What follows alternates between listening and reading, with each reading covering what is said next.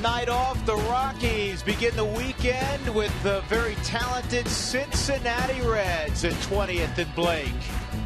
Second meeting this year between Colorado and Cincinnati. Rockies took 2 of 3 at Great American Ballpark earlier in the summer. Welcome upstairs, everybody, with my partner George Frazier. I'm Drew Goodman. Glad you're along. Welcome to the weekend. I'm excited about seeing the Cincinnati Reds. Dusty Baker has another very talented club. He has a very talented ball club, a closer that is probably one of the best in all of baseball. They can shut innings down, 90 punch-outs and 50-plus innings right now. But you look overall, everything's kind of in the middle of the road till you get the opposition's batting average, the strikeouts, where they are, the ERA out of the relief pitchers, everything kind of in the middle. But that starting staff is very, very good, and they catch the baseball. They're very good defensively. They're very solid overall. They're playing the very competitive National League Central. So if the playoffs or the season were to end today, the Reds would go as a wild card along with the Pittsburgh Pirates, who they're chasing, and the Cardinals are atop the division. Obviously, 3.5 games with 28 to play. Not out of the realm of possibility at all that the Reds end up on top. That's what they're vying for. Well, absolutely they are. They've got St. Louis coming to their ballpark. They just left St. Louis. They're going to have St. Louis coming back in when they leave here for 4 ball games. They have to go to Pittsburgh, but then the season ends in Cincinnati against the Pittsburgh Pirates. So they can take care of their own destiny here in the next 28 days. Yeah, you mentioned they were just in St. Louis a few days ago. They lost the first 2 games. They desperately needed a victory. They put 6 out on the board in the first inning, cruised to a 10-0 much-needed victory over the Cardinals. We'll come back. We'll talk pitching with you. Jorge De La Rosa to the mound for the Rockies, and that has been a very good thing.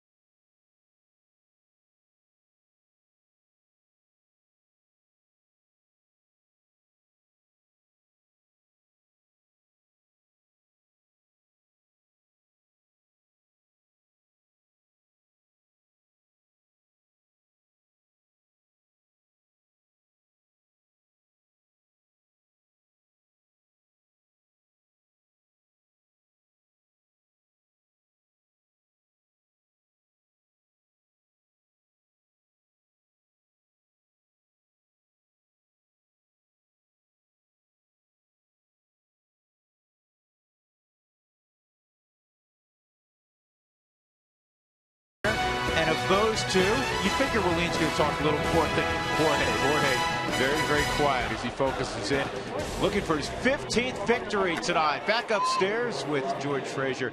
I'm Drew Goodman. Good pitching matchup. De La Rosa against Bronson Arroyo. A couple of veterans, a couple of guys who really know how to pitch. Well, really know how to pitch, and two of the hottest pitchers in all of baseball. Arroyo's gone 4-0 in his last 4. So has Mr. De La Rosa. You look at the numbers overall, very similar all the way through, except De La Rosa with one more start than Bronson Arroyo. Arroyo's a guy who's going to change speeds, and for De La Rosa, the newfound changeup has been an outpitch for him all the way through this whole situation. Now, the thing is, he's going to deal with the thumb. We all know that. It's going to happen at some point. The thumb can flare up in a ball game. The thing I like is his toughness. He works so deep into ball games.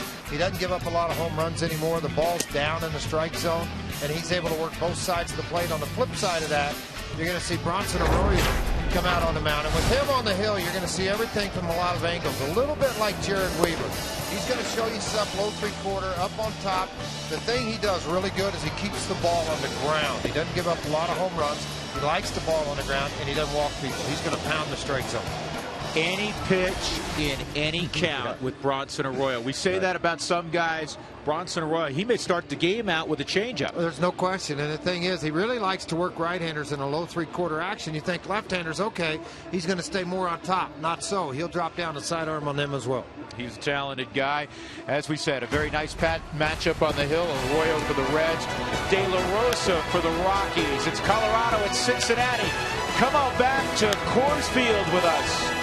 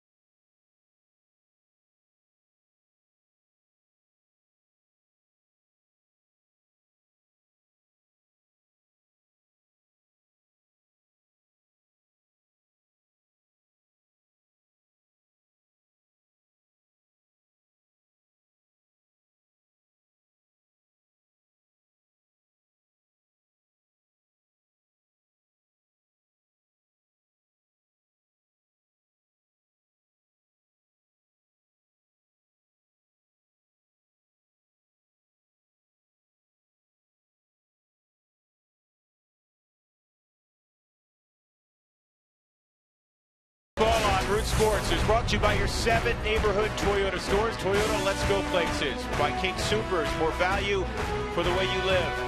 And by Southwest Airlines. Find our fares online only at southwest.com. Jorge De La Rosa, 8-1 at home this year. Is that any good? It's pretty good. Shin-Soo Choo will lead things off for Cincinnati. He came to Cincinnati from Cleveland for Drew Stubbs. It is a deal that has really paid off for the Reds. He has 17 home runs, more than anybody else in the leadoff role in Major League Baseball. His on-base percentage of .412 is also #1. He walks a lot, and he'll crowd the plate. If you come inside, he'll just turn and take it and jog down to first base. Southwest batting order for Dusty Baker's club. Brandon Phillips is hitting the middle of the lineup all year. Last couple of games, he's batted in the 2-hole. The great Joey Votto, Ryan Ludwig healthy again. Jay Bruce has had a spectacular year. Todd Frazier, good numbers this year against the Rockies. Zach Cozart at short. the veteran catcher Ryan Hannigan, and Bronson Arroyo on the hill. Well, there's De La Rosa, 14-6, his career high in victories, 16 set in 2009. Well, everything's been good for Jorge. You look at all the numbers overall, the 135 whip, the strikeouts to walk ratio, the ability to get out of innings and keep his pitch count down an awful lot. He's 1-3 against Cincinnati. You'd like to even that up a little bit. 987 earned run average. The fastball at 91, the changeup, slider, but the one pitch that started to come out big time is the changeup, which is a split finger. 79 to 83 was some big time sink and move on, particularly against left-handers. And a lot of times, left-handers versus left, they would rather not throw that pitch left on left. He does a good job with it. Well, the Rockies took 2 of 3 in Cincinnati at Great American Ballpark back in June, as Chu steps in and he swings at the first pitch. It's hit in the air to Charlie Culberson in left. 1 out. I thought, George, that may have been the best road series the Rockies have played this year. Well, I would agree with you. They played very good baseball there. They swung the bat well. Cargo with a big monster home run in right center field, almost left the park. The Rockies defensively brought to you by Excel Energy. We bring you the energy you need so you can live the life you want. Visit responsiblebynature.com to learn more. Culberson, Dickerson, Blackman in the outfield. Michael Kadyr's fine, just getting an extra day off. Dexter Fowler continues to rehabilitate the bruised knee. And that pitch to Rosario is in there for a strike on Brandon Phillips. Another outstanding season for the Red second baseman. Speaking of guys who came from Cleveland, as Stubbs had established himself as a nice player. You look back at the deal that brought Phillips from Cleveland to Cincinnati, and that was the old line of highway robbery. Yep, I would agree with you on that one.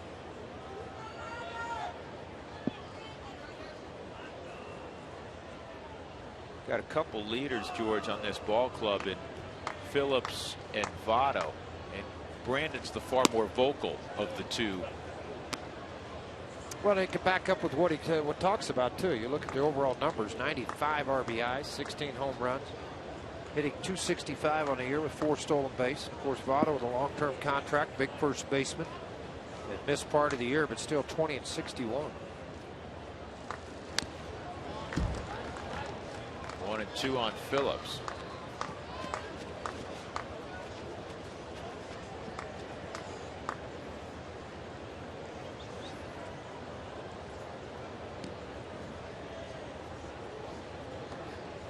This is where typically De La Rosa does one of 2 things: fastball and or changeup.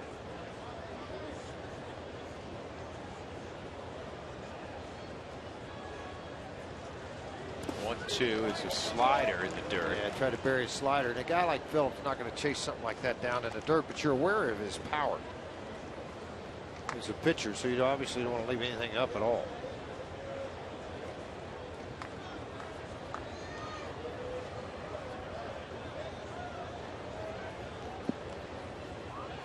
De La Rosa hasn't faced the Reds in a few years. He did not face them in Cincinnati earlier this year. Here's the 2-2 to Brandon Phillips. And that ball's lined to right center field, well hit. And off the glove of Blackman. He was there to make the catch and just did not secure the baseball. And Phillips is at second base. Charlie just got a misread on the ball or what? Looking at the glove, thinking he had it the whole way. I thought he had it the whole way. The ball was hit hard. But Blackman got a good move on the baseball and got into it.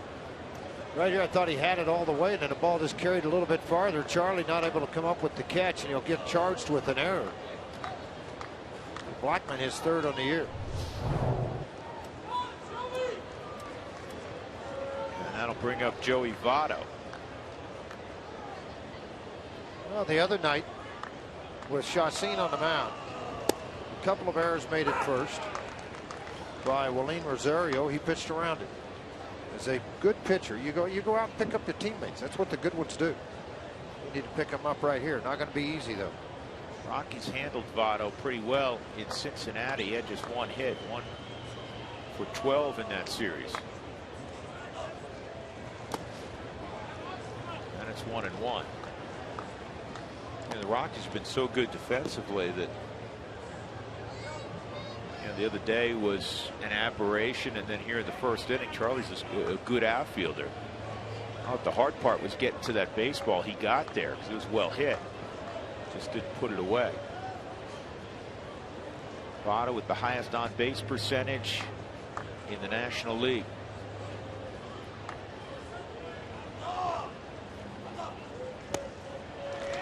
One and two.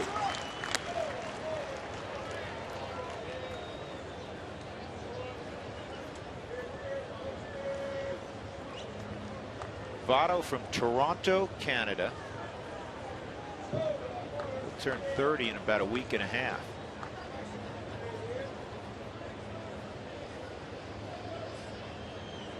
Humble, quiet, hard-working first baseman. Shortens up a little bit with 2 strikes. 1-2, and it's on the ground to second. 2 outs, and that'll bring up Ryan Ludwig. Let's go to center field and check in with Jenny Cavnar. Jenny. Hey, Drew. George, how's it going? It's a Fan Friday, so you guys know what that means out there. We want to hear from you. Send all your Rockies questions, your baseball questions. All you have to do is send them to @RootSports_RM. In fact, we've been getting some tweets in already, and it's as simple as going on your own Twitter page, following our feed, and retweeting us. And that way your other friends can ask questions too. Everyone gets involved on a Fan Friday, guys. You just tweet. Just tweet. It's all about tweeting. George does a lot of that, Jenny. Ryan Ludwig at the plate. He just came back recently, and he hits a high fly ball to left center field. Culberson and Dickerson. Dickerson makes the call and the catch, so no harm done by the Blackman error. And we'll see the Rockies with the bats when we come back.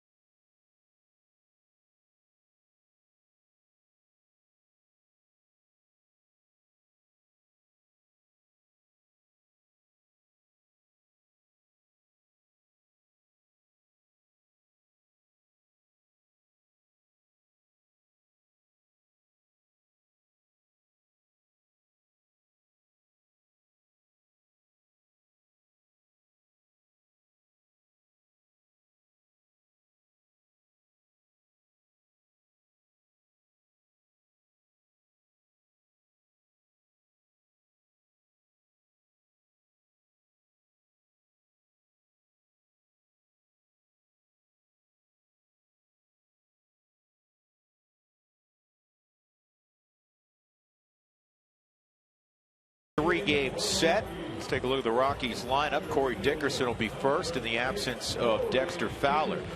278 average. Southwest batting order for Walt Weiss will feature DJ LeMahieu batting second. Then it's Tulowitzki, Rosario, and Helton in the middle of the lineup. Troy with a 417 average career-wise against Bronson Arroyo. Nolan Arenado, Charlie Blackman, Charlie Culberson, and then De La Rosa. Bronson Arroyo, originally picked in the 3rd round in 1995 by the Pittsburgh Pirates out of a Florida high school. And went on to make his mark for a little while with the Boston Red Sox, but he's been here for a while in a Cincinnati uniform. Nothing overpowering, but a lot of strikes and a lot of change of speeds. You look at all the different moves on the baseball from different arm angles. The high leg kick. There's that changeup you talked about. It'll be a base hit. Could even be more, and it will. It's going to be a tweener. And Dickerson's going to have a chance to get the 3rd. He'll get there easily. Standing up if he likes. Corey Dickerson ripped the ball to right center field as if he knew it was coming. The patterns you look for: left-handed hitter, leadoff hitter. How many times does he throw off-speed stuff early in counts, or does he come with the hard stuff? He just missed poorly with this. The ball was left on the middle half of the plate and up, and it appeared to be a low three-quarter slider instead of a backdoor slider on the Mike Shaw Subaru Supermo. You get a good look at it, and now you got to get a good look at Corey as he hits this ball into the gap, and the chase was on. Y'all better wake up. You got a man on the loose.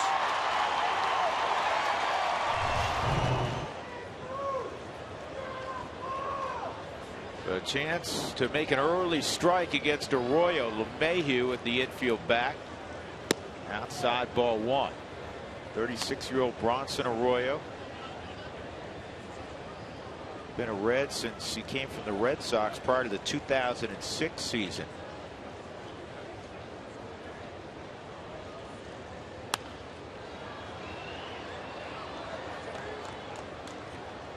Corey Dickerson's got good speed, and he utilizes it at all times. He's going to work everything out. But look how he runs. Very fundamentally sound. You see the hands bump low with the legs. That's why he's a good runner.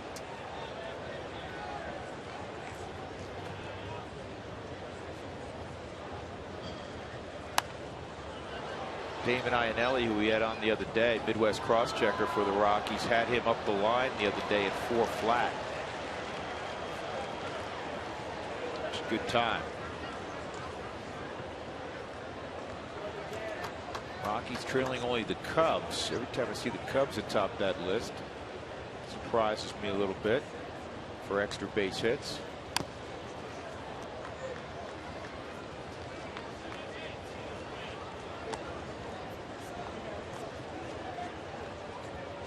Oh, with Arroyo, he tries to get you to get yourself out.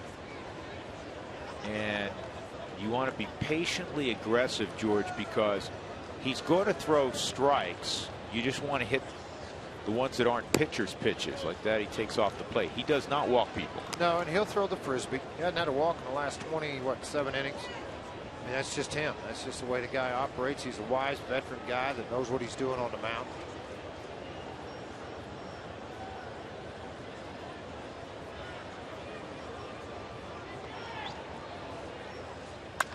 Hard down the line, fair ball, extra bases for LeMahieu as Dickerson comes home. And DJ will stop at second with a double. 1-0 Colorado. The Rockies 28-9 when they scored first at home. A very good record. 14-7 on Friday. That's the best day of the week for them. And off to a great start on this Friday here at Coors Field with a triple and now the double down the right field line. You take a look at the side swing, still trying to go to the right side to distance the runner, but didn't have to distance much. Stuck it right down in the corner. The Rockies on top, 1-0, 20 RBIs for DJ.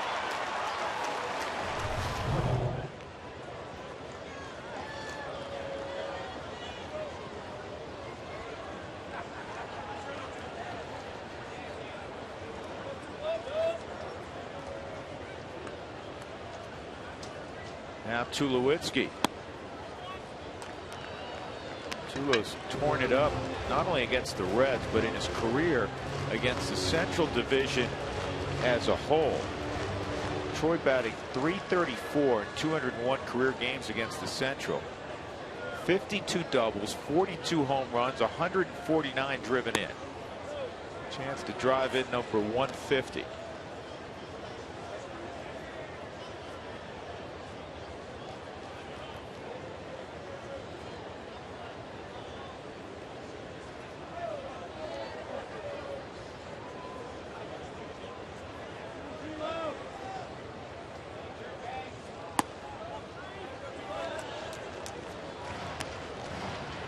Arroyo last year was 12-10 with a .374 ERA. Threw over 200 innings. He's always around that 200 inning mark or typically above. He is a very durable guy. And typically somewhere in the 12 to 15 win range every year. DJ takes off for third and the throw got him. Tulowitzki walked and LeMahieu Trying for the surprise attack on a 3-0 pitch cut down by Hannigan. Well, he's done a nice job stealing third this year. 4 of the 16 have been at third base, and here he gets the jump, a walking jump. But you credit Hannigan too, because the walk happened. Tulowitzki standing right in front of him on the Mike Shaw Subaru. Nice pick. You can see it on the Super Mo right here. A good pick by Todd Frazier. Tag applied.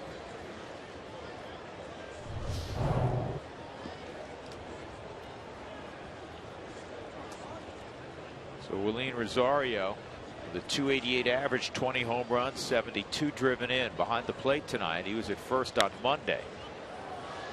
And his first, he hasn't had a lot of experience here. His first rough game at first base. Made back-to-back errors. What a performance, George, again by Jolie Chassin 48 hours ago. Great. 2 outs in the 7th inning. He had not allowed a hit. Longest no-hitter by a Rockies pitcher. Deepest no-hitter, I should say, by a Rockies pitcher ever at Coors Field. And this is hooked to third, double play opportunity, and it will be a 5-4-3. So the Rockies get a run, triple by Dickerson. DJ LeMahieu drove him home with a double.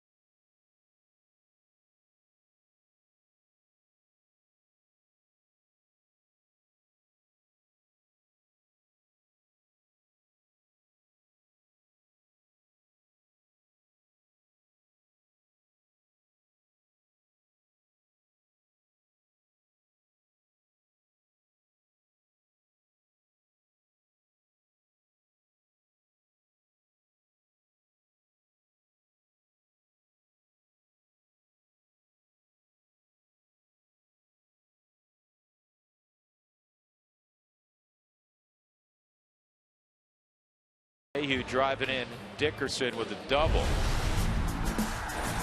Tonight's defense brought to you by Excel Energy. We bring you the energy you need so you can live the life you want. Visit responsiblebynature.com to learn more. Showed you this grouping a short while ago. Tulowitzki and LeMahieu in the middle, Helton and Arenado on the corners. Jay Bruce will lead things off for Cincinnati in the second against De La Rosa, who had a very good start. Chris Welsh, your counterpart, George, on the Cincinnati television side, just came by and said that that's the first leadoff hitter to reach against Bronson Arroyo in the first inning all year. Well, the record was like 15 games, and he's well past that. Arroyo on the season now, making his 27th start. Yeah, 27th start. He just blew things away.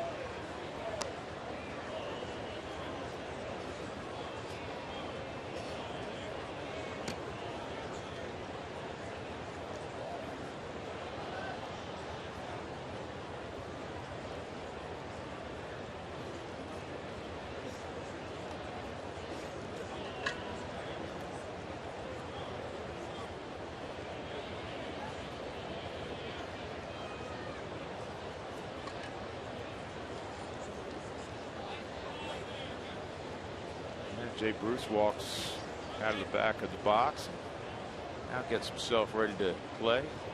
Jay Bruce out of Beaumont, Texas. It's the 1-0 from De La Rosa. Just off the plate. Reds really jumped on the Cardinals in the first inning with 6 runs the other day. Jay Bruce was in the middle of things. That's their biggest blowout, shutout of the Cardinals since 1971, when they beat the Birds 12-0 in a ball game. Well, two good teams typically have very good pitching and defense. You don't see a lot of blowouts. Nope.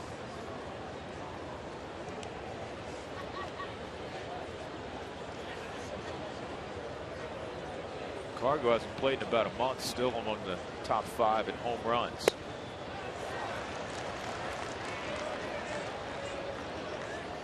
Here's what Cincinnati has left this year. They have 4 with the Cardinals remaining. They're 5-10 with St. Louis this year.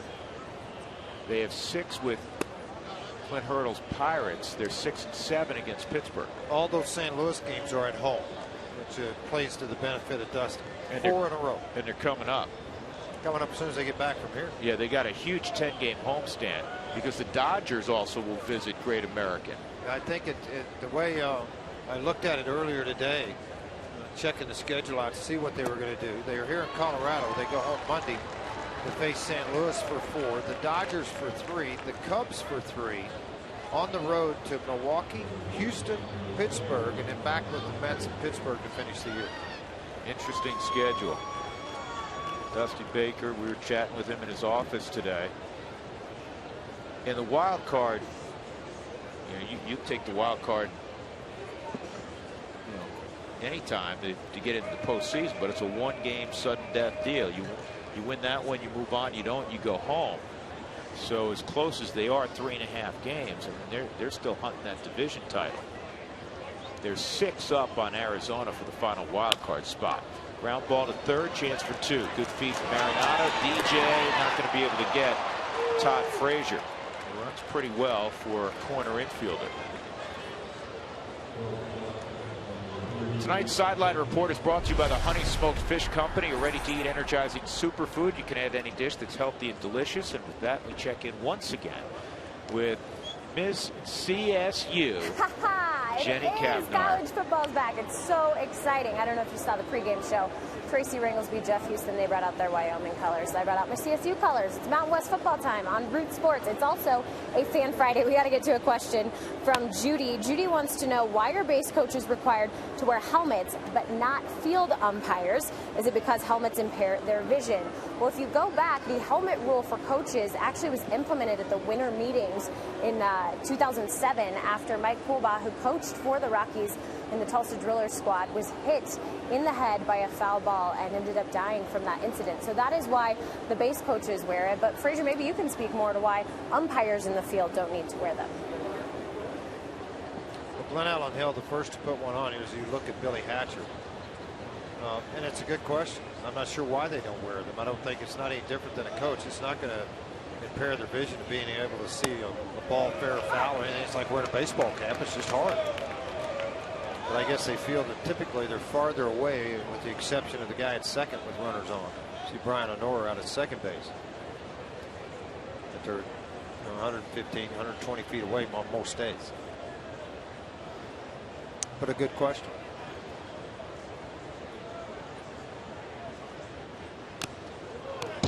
One and two on Zach Cozart, the shortstop for the Reds. Cozart's got some pop. He's hit 10 home runs. Got a terrific glove.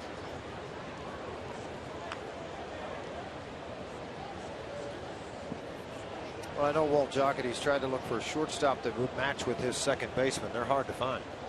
They can drive in 90. There's one on the Rockies, but they're hard to find.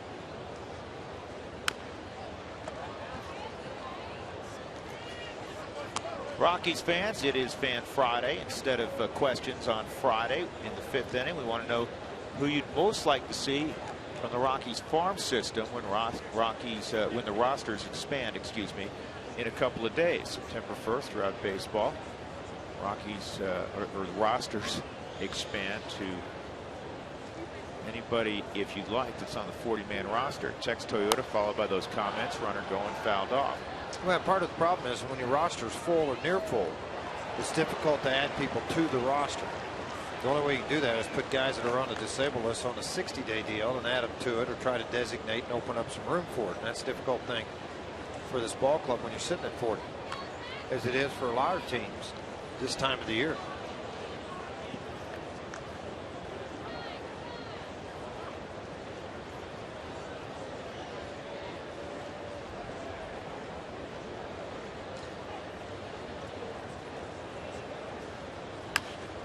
That's fouled off.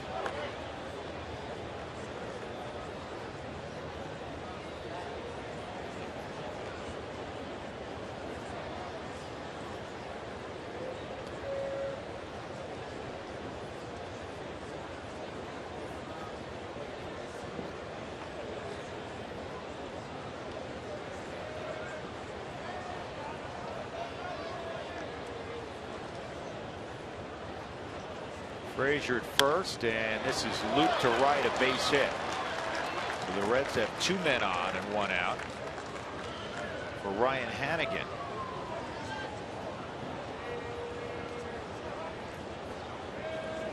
Let's take you back to Cincinnati early in June. Cargo had a big series hitting the long ball, especially the last day in. In the rubber game, the Rockies hit a season-high 6 home runs. That's one of the longest home runs in baseball this year. And overall, in the 3 games, the Rockies pitched well at a very offensive-oriented ballpark.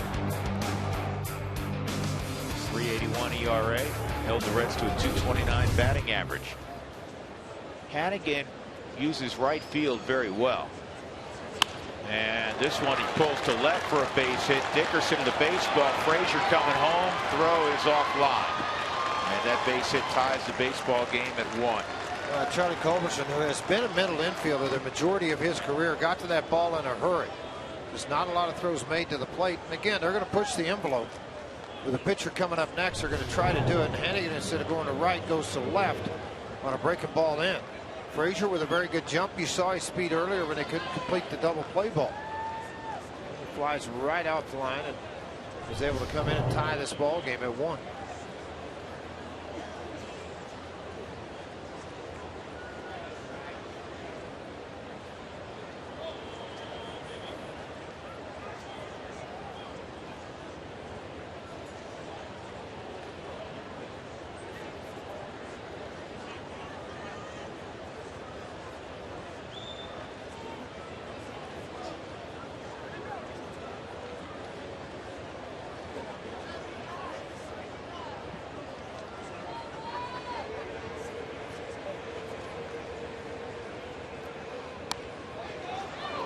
Excellent bunt by Arroyo. And Mayhew takes the feed from De La Rosa. 1-4 on the sack, 2 outs. Shin-Sun Chu coming up in a 1-1 game. Auto glass damage, call Safelite Auto Glass, America's vehicle glass experts at 303-287-5000 or go to safelite.com.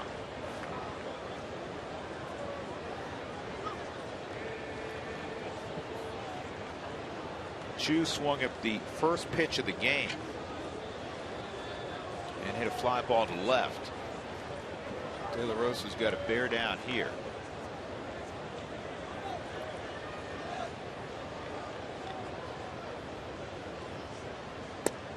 Good looking pitch, called a strike. Jordan Baker, young umpire, is behind the plate. Lives in your state, George, in Oklahoma. Never heard of the guy. I'm going to go in tomorrow and find out where he lives. I'll make a stop by on my way out tonight. I'm shocked by that because I thought you knew everybody. I don't hang out with umpires. I thought you knew everybody in Oklahoma. No. And another fly ball to left. Culberson's got to get there, or Tulowitzki. It'll be Troy. Nice play by Tulowitzki in the inning. A run on a couple of hits for Cincinnati to tie things up, middle of 2.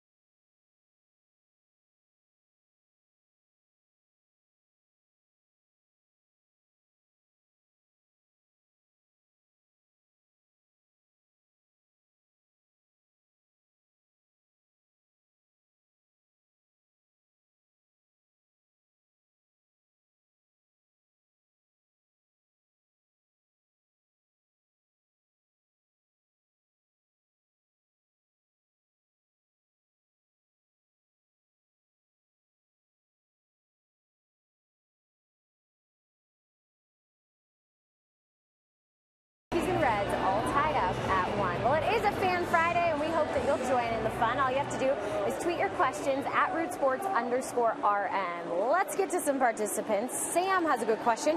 When will Cargo be back? Missing him so much. Well, Sam, don't worry. Cargo is headed out tonight on a rehab assignment. He's going to join the AAA team to finish off their season in Fresno.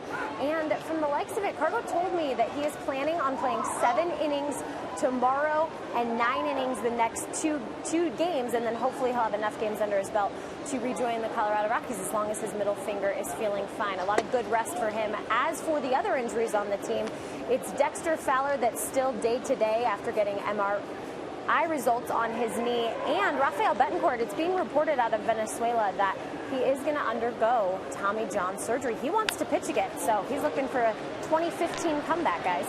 Yeah, Jenny, I talked to Rafi late the other night after the Wednesday ball game, and he told me he sat down with his family because he definitely wants to pitch again. And in particular, his young son, who we see in the clubhouse all the time, we call him Little Rafi, appropriately enough. He said, "Dad, you have to have the surgery. That ensures that you know you're going to miss 2014, but you can come back rather than trying to rehab it, and then if it blows out again, the wisdom of a 10-year-old." And he's going to go down and see Dr. Andrews next week in Florida, and we'll have Tommy John surgery at some point in the not too distant future. Well, part of the thing too was that helped convince him about the surgery was the fact that the blood platelet transfusion they talked about doing, slim and none that it would work. And so, you know, when he weighed that option, why take and rehab all this throughout and still be behind the 8 ball? Well, I'll just go get it fixed. I mean, a lot of guys that try to rehab now come back from it. It's difficult to come back from that way, let alone trying to have the surgery at his age and come back. So good for him. And Rafi, as we all know, not afraid of hard work. 1-2 on Arenado, and he went through having screws placed in his elbow many years ago. So he knows what it's going to take, the rehab process. Here's the 1-2. And it's bounced up the middle. Cozart over to Votto, 2 outs. We haven't taken a look at the Reds defensively yet. They're brought to you by Excel Energy as well. Make the choices that fit your life, and Excel will provide you the energy to power it. Visit responsiblebynature.com to learn more. Ludwig in left, Chu in center, Bruce in right, Frazier, Cozart, Phillips, and Votto in a very good infield defensively with Hannigan behind the plate.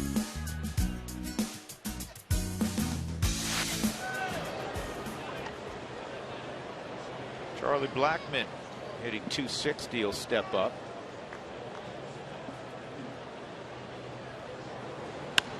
Line drive, base hit to left.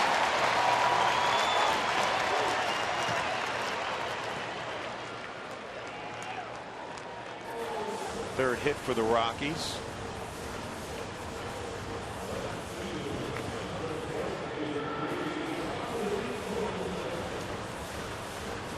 Nice job just slicing the ball to the opposite field. Want to set that thing up on that outside corner, threw it right where he wanted to.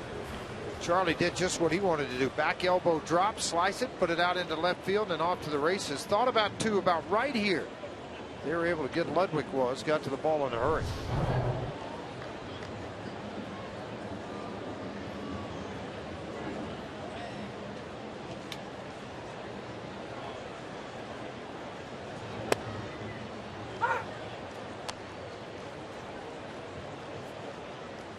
Hennigan's missed an awful lot of games this year, but still very proficient. 45% before he threw out DJ LeMahieu, so now 10 of 22 throwing out would-be base stealers.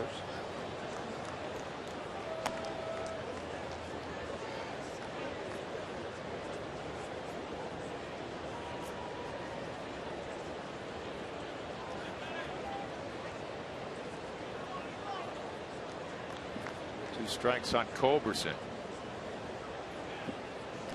Blackmon draws a throw.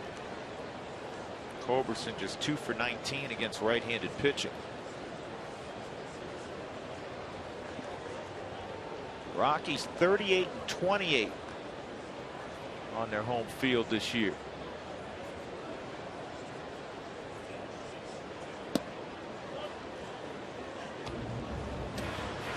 MLB TV is celebrating 11 years. Catch all of this second half action in HD quality every out-of-market ball game live or more than 350 mobile and connected devices. Visit MLB.tv today.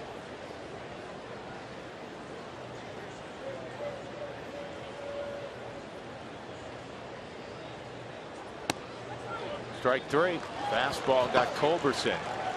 And the Rockies are done in the second. Blackman left at first base. 1-1 scores.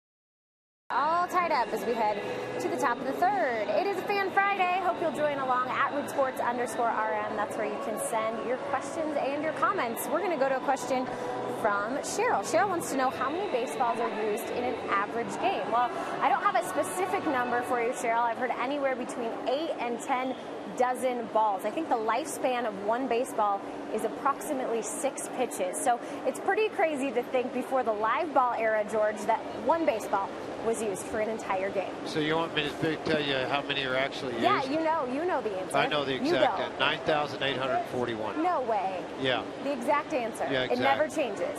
You mean for the year or for a game? For a game. About 12 dozen actually is what they prepare for the game. I think you're right on, Jenny, with 10 is what about they go to. Depending on how many foul balls they have, how many balls are thrown in the dirt, that's what escalates it all. Back in the early days of baseball, they'd probably try to get through with 2. They'd have a timeout until it came back in the stands. I know in minor league baseball it's hilarious. They'll ask them, offer Cokes back, and they'll do all kinds of stuff, popcorn. So Brandon Phillips is aboard again to lead things off in the third, and that'll bring up Joey Votto. Trying to come to the inner half of the plate, looked like a cut fastball or slider, and it caught him right on the knee. Brandon not going to show that it smarted a little bit. I guarantee it hurt. But although he did a good job getting in the air and turning. Look at this on the Mike Shaw Subaru Super Bowl. Look how he turned his knee in to try to take and deflect a little bit of the brunt of that baseball.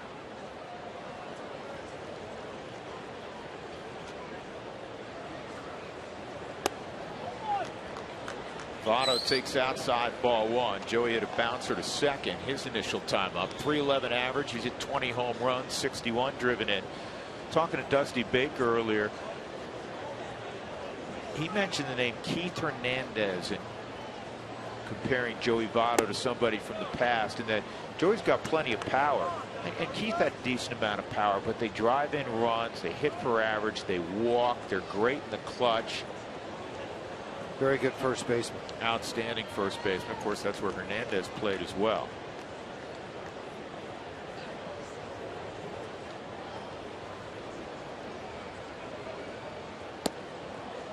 And now it's 3-0.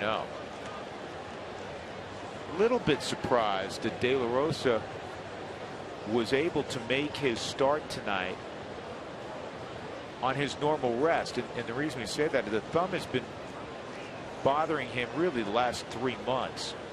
And it was particularly bad in his start in Miami. He went just 5 innings. He got the victory down there. And you thought, well, maybe they'll have to push him back a day or two. But De La Rosa's a tough guy. He wanted the baseball tonight.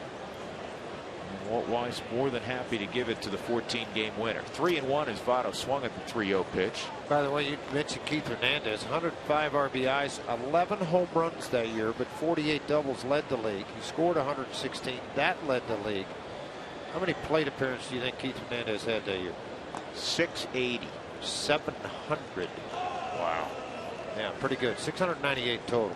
Well, you know, is what happened in '79. He was co-MVP with Willie Stargell. Votto has more pop than Keith, and he's got more pop than the guy I'm about to mention. But guys who drove in a lot of runs with not necessarily having to hit a ton of home runs. And Phillips is that way. He's got 95 RBIs, 16 home runs. That's a strike. And we go back to a guy you played with, Frage, Tommy Herr. Same type of guy with a lot of pop, drive in some runs. Gap guy that could do it. There's that ball tailing in upper half of the strike zone, call for a strike. The most home runs that he hit in a single season, 18. Most walks he had in a year, 100. And that's Votto. Votto's already over 100 this year in terms of walks. Second time in his career. Got to make a pitch here. See if Phillips is in motion. 3-2, nobody out. He takes off, and this one's fouled off. Tune in tonight after the game for Rockies Real Time as we begin a 2-part series originating from the Dominican Republic. Check out the Rockies' brand new gorgeous facility in Boca Chica. Just a couple minutes from their old facility, and you'll be able to see a stark contrast. It's Rockies Real Time. It's tonight after the game right here on Root Sports.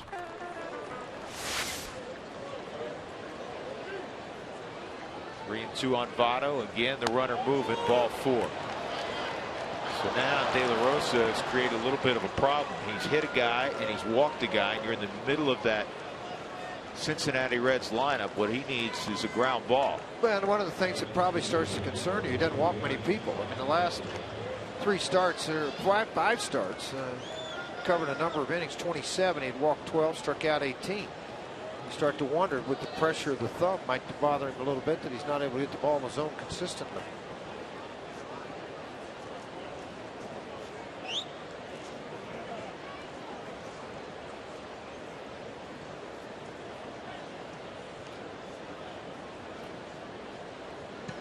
Ryan Ludwig missed over 4 months of baseball. He was hurt opening day, had labrum surgery on his shoulder. Head first slide, chance for 2. Good pickup. There's 1 on the first, double play. That's a great pickup on the topspin hop by Nolan Arenado at third. A pitcher's best friend.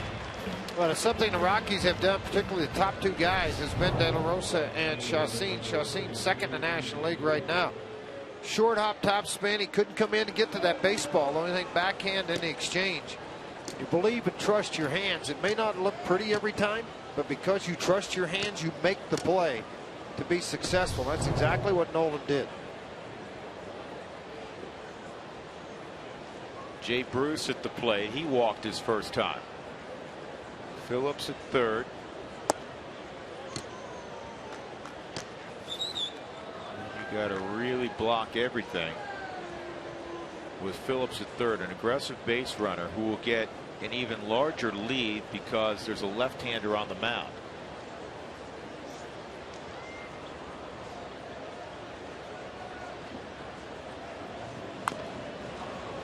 One ball, 1 strike.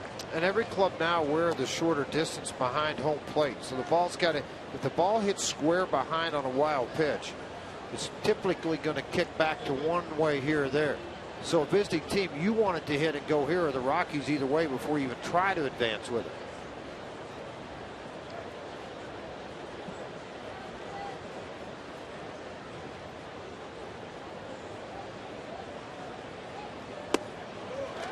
Good slider, 1 and 2.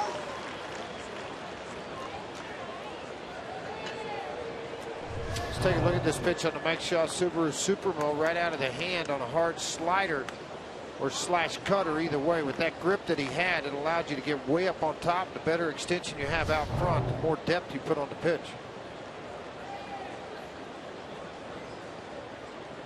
Here's the 1-2 to Bruce.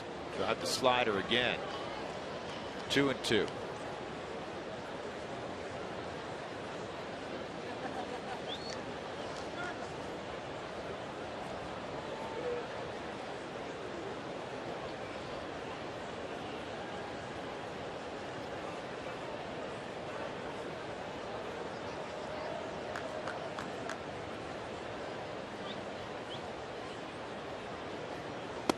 And it's 3-2 on Bruce.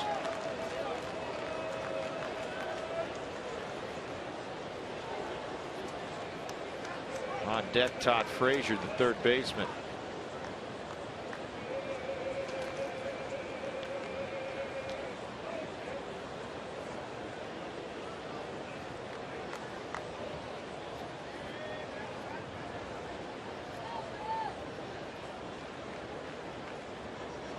Got him.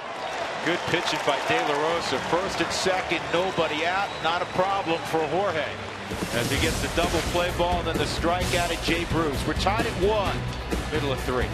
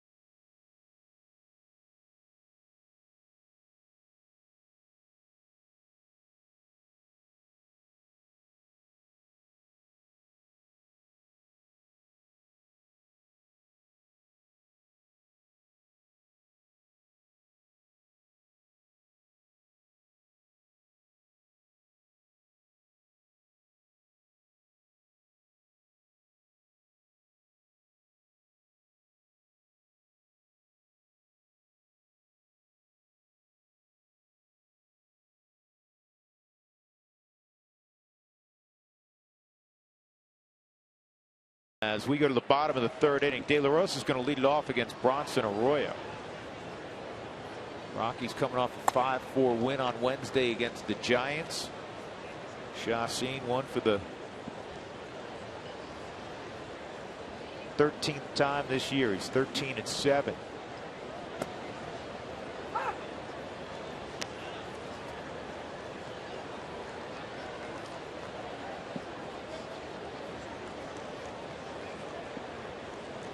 Nine strikeouts, no walks the other night, or no runs, I should say, by Chacin.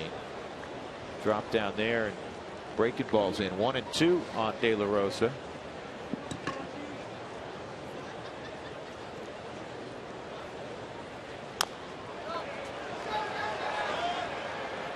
And Arroyo flips to Votto, 1 out. Are Inova Cancer Care League leaders. This is interesting. Highest batting average by National League rookie since the All-Star break. Most people say, oh, Yasiel Puig by a bunch, right? Wrong. Nolan Arenado is hitting 22 points higher than the Dodger rookie. Junior Lake, we saw him with the Cubs earlier this year. Well, and he's also been exposed more than Puig because he's been up here long. Talking about Nolan Arenado, so his success for me means a lot more than the other. Here's Dickerson. He tripled in the bottom of the first inning. Scored the Rockies only run when LeMahieu doubled him in. DJ's on deck. 0-1 on Corey Dickerson.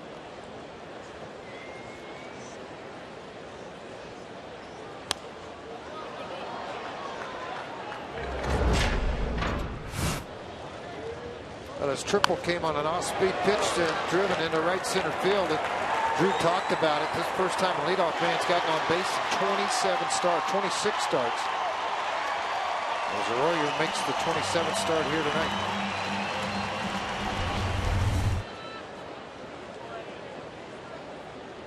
Two-strike count on Corey Dickerson.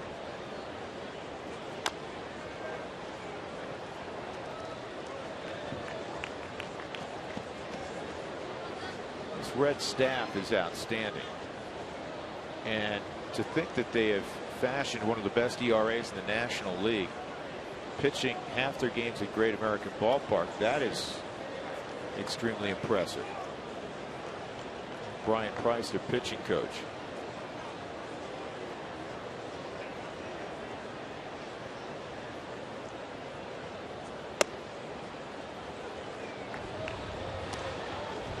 Wells Fargo customers get your 2-for-1 Rockies club level tickets today by going to wellsfargo.com/Rockies. Wells Fargo Bank, member FDIC.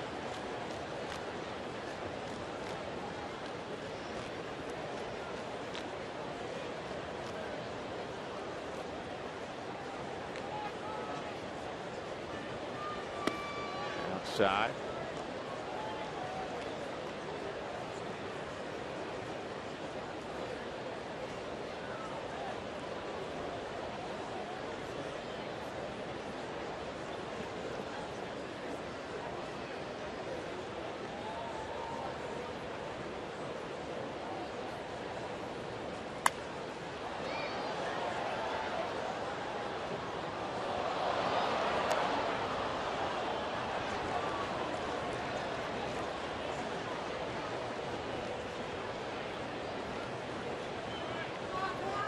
Two and two on Corey.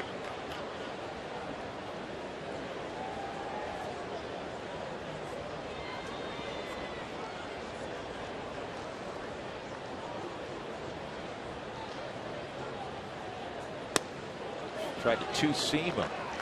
Yeah, he's pretty good inside. And pretty good at doing that too, because he's able to take the ball, run it right at you, and let it run back to the middle of the plate, get a lot of swing and misses because of the reputation. A lot of call third strikes.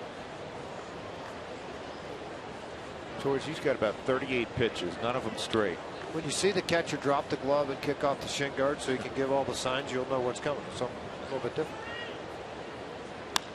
And Dickerson hits it pretty well to center field. He got under it a smidgen, and now Chu makes the catch. For a moment there, I thought he misjudged it.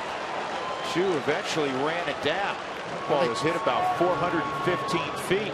I thought the ball carried. Once it got out about where he's playing, it seemed like it just carried another 10, 15 feet. Chu looked like he was under it more times than once. He had turned the burners on to get to it. Checking the flags at Coors Field. Not a lot of breeze here. Dickerson carried this ball a couple of steps from the wall.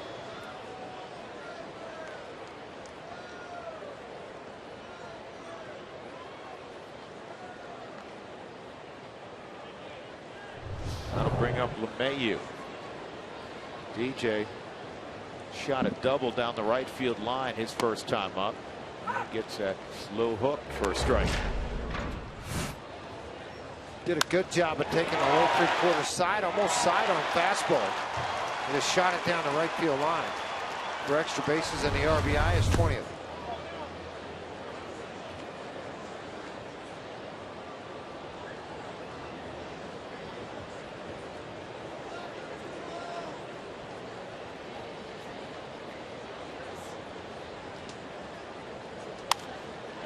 And a ground ball. Votto, look at that range. Yeah, but sometimes that can be a detriment too. You range too far, the pitcher doesn't get there, you got speed versus letting Phillips take it. It worked out. 1-1 as we go to the fourth.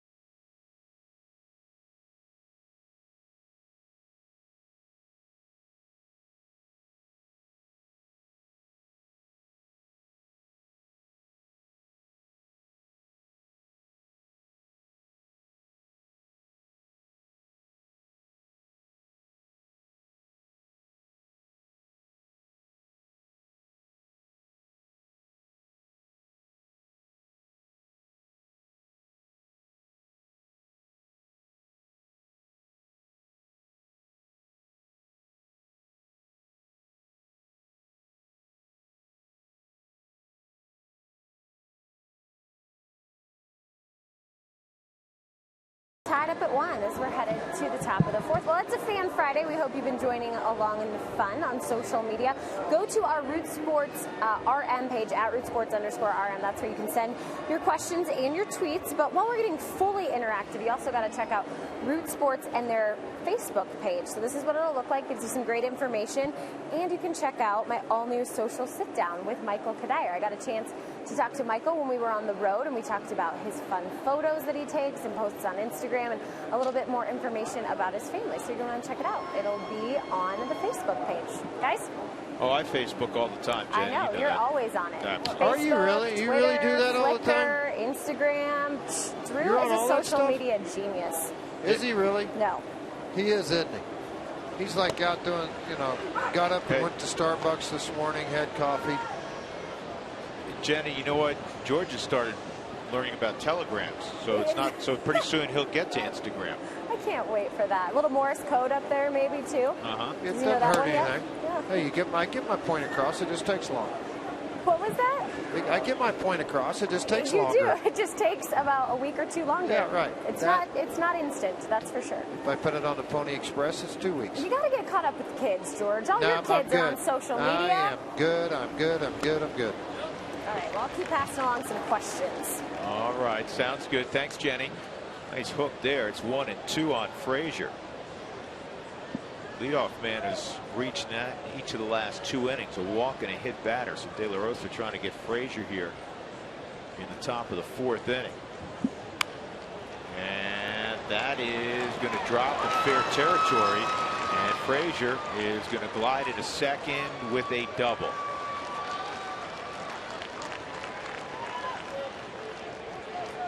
Well, the Texas Rangers, when they signed Darvish, they really wanted to see what they'd gotten. Obviously, he'd been very good a year ago, and guess what? He's very good tonight. A no-hitter through 6 versus the Minnesota Twins. That ball game in Texas, he leads it 2-0. That's going to bum out the rest of the crew, George. Why? Because Yu Darvish is on my fantasy team. He is? Yeah. Pittsburgh 5-0 final. I think you mentioned that earlier, over St. Louis Cardinals today. In Pittsburgh, Miami and Atlanta 2-1. Cozart takes down low.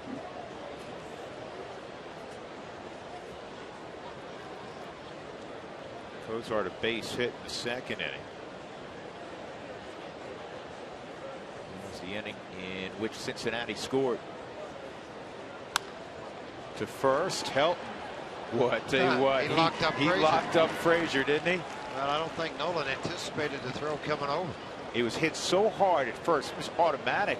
You're going to cross over without a throw, but it was hit so hard, Todd gave it a look. Watch one hop line drive right at him. He comes up to look to fire to third base. See Nolan. Nolan's watching the play here, and then he, no, didn't go back over quick enough. Because a lot of times with Todd, he does so many athletic things, you're just not used to it. Even at 40, he'll do athletic things. Hannigan drove in the run with a base hit to left in the 2nd. Infield comes in with 1 out. And that's a strike.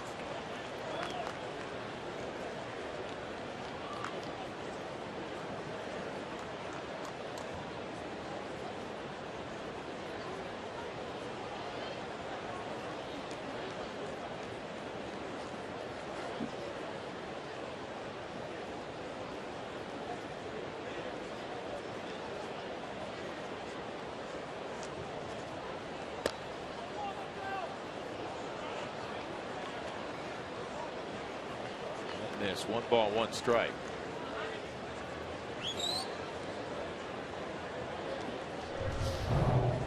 Thinking about it, that walking lead just in case. And again, guys are going to do this a little bit only because of the pass balls a year ago. They don't realize the improvement on Moline behind the plate.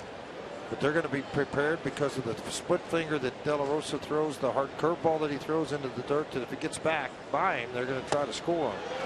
Good pitch, 1-2.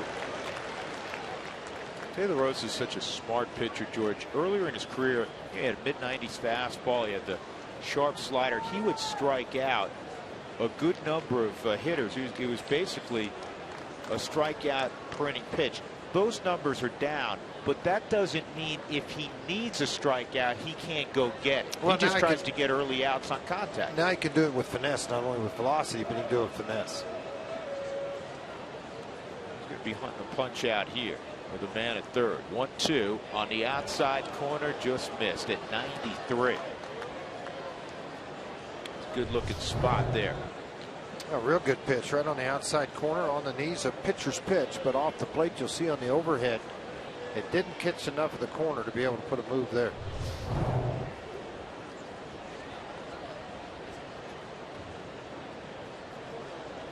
Hannigan out of Andover, Massachusetts, 2-2, and a good block there by Willeen.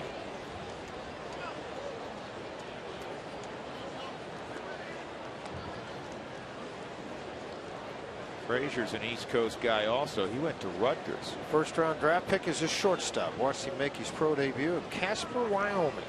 Came in to play for the Billings Ball Club. You know who the radio announcer was for Billings, don't you? Jerry Schimmel. Jerry Schimmel, yeah. Yeah, Jerry Schimmel was doing the play-by-play for Billings at the time.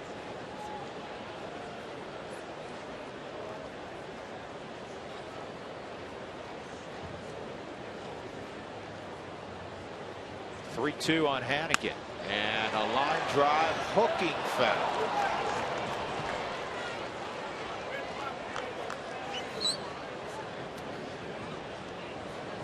Now, one thing that Jerry Weinstein has worked on diligently with Willeen, blocking the baseball, not overreacting to the baseball. The glove drops, and Willeen takes it softly off the chest and doesn't allow the ball to go anywhere.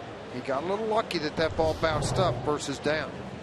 If that ball skips, then Jerry's probably going to talk to him about staying lower and a little down a little bit longer.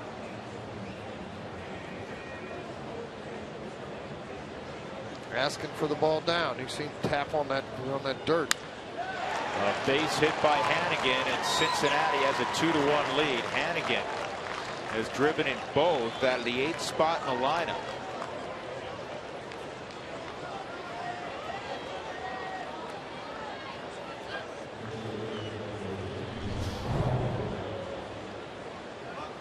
And again, that's that slider appeared to be cut fastball that got to the middle of the plate. He just did a nice job. First time up he went to left. This time up he takes a pitch away from him to right to drive in a run. Bronson Arroyo doesn't have much of an average this year, but Bronson Arroyo is a good athlete, and you have to be wary of the slug bunt. He gets the bunt down right out front, and Rosario still only has one play as to first. Hannigan got a pretty good jump. So Arroyo advances Hannigan.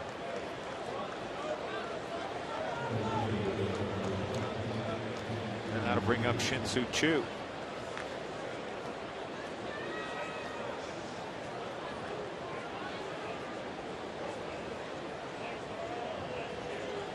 Coors Field available year-round for special events in most areas of the ballpark. It all can be reserved. Just pick up the phone and call the Rockies for more information to reserve time for yourself individually or for your group to stop by and take a beautiful tour of Coors Field.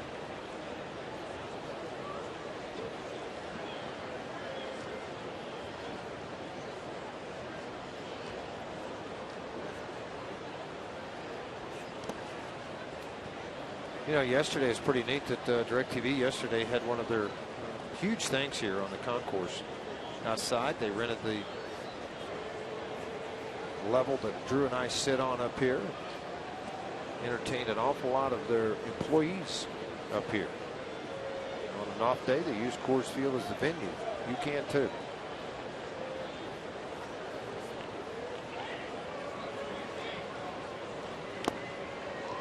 One and one on Choo.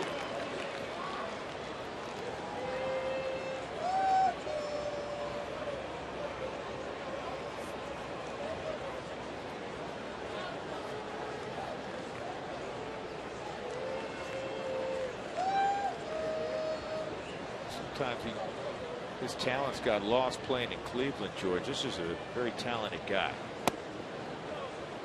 Everyday center fielders are hard to find. It can cover ground, swing the bat, drive in runs, and swing with power. He does a little bit of all that. 271, 17, and 41. He has stolen 16 bases. Career high in home runs is 22, set in 2010 when he drove in 90 for the Indians. Also hit 300 that year. 2-1. Swung on and missed, 2-2.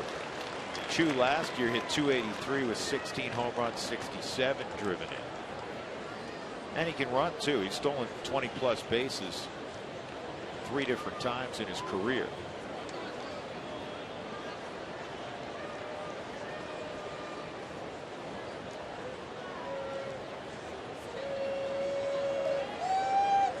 Native of South Korea. Here's the 2-2. And a bouncer to Tulowitzki. He circles and throws across to help. In the inning, a leadoff double by Frazier. Hannigan cashed him in, and the Reds have a 2-1 lead in the 4th.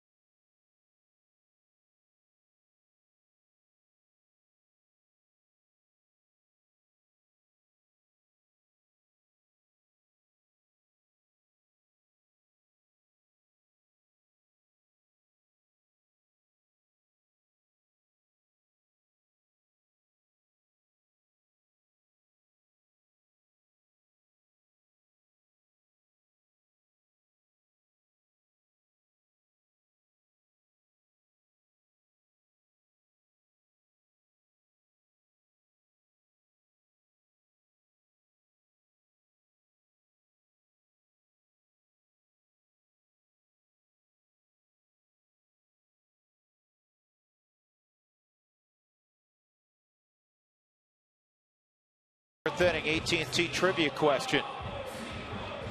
And tonight we want to know who's the former Red who was the 3,000 strikeout victim of not only Bob Gibson but also Nolan Ryan, a pair of Hall of Famers. We'll give you a little bit of a hint.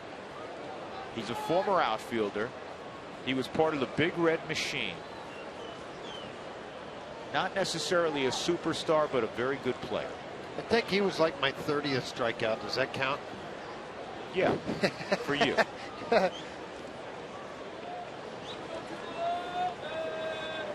Fair appraisal, George. He was a good player. Oh, great player, kid.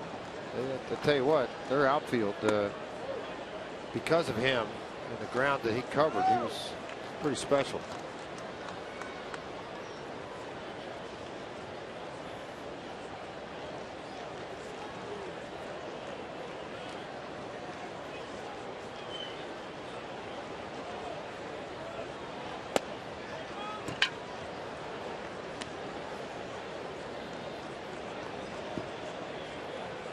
Two 2-0. That pitch in the Ford strike zone, not called a strike. So it's 2-0 on Tulowitzki. Troy walked back in the first inning. And you think back to that first inning, George. Triple by Dickerson, double by LeMahieu, and then DJ, who's been very good swiping bases, took off for third on a 3-0 count. A little surprising, only because Tulowitzki's up. Right, and Tulo walked, but he was thrown out. So instead of, say, first and second, nobody out, middle of your lineup, just getting underway, there was one out and a man on first, and ultimately Arroyo pitched out of any further damage. 2-2. Yeah, pretty good pitch there. A pitcher's pitch with some heavy sink on the outside corner.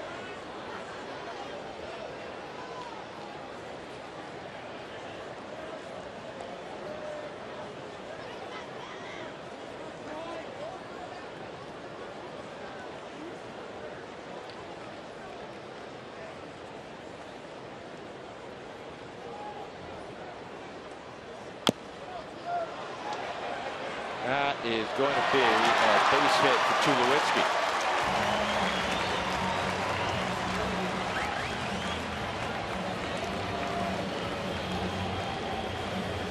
Well, there's no way 2 strikes you can play anywhere close to the bag. With Tulowitzki up, you got to play deep. By playing deep, when this ball gets topped, it allows you to have it. It's going to bounce right off a home plate, going to escalate up in the air a little bit. You give Tulowitzki a chance to beat this thing out. Look how deep Frazier is and how far he's got to come to get to the baseball. It's a bare hand, and the ball stayed down. Frazier stayed up.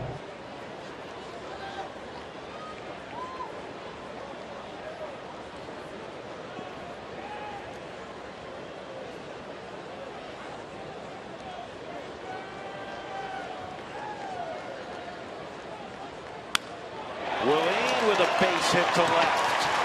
And the Rockies have the first 2 on here in the 4th. Tonight's Cold Hard Fact is brought to you by Frost Brewed Coors Light. Let's compare a couple of outstanding rookies from a year ago. Todd Frazier of the Reds. Last year he had 273, 19 home runs, drove in 67. Finished 3rd in the National League voting for Rookie of the Year. Willeen hit 270, 28, 71. He finished 4th. And then you look this year, and Frazier's dropped off average-wise. The homers somewhat similar.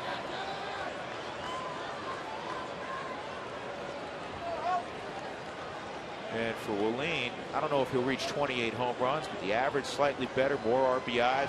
2 very good young players, suffice it to say. Helton with 2 on and nobody out.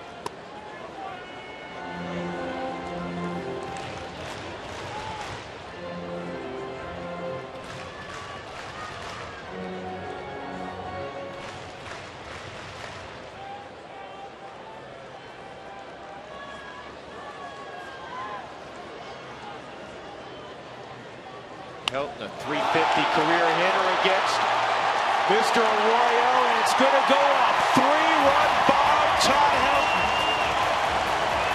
Number 364, and it pushes the Rockies back out in front.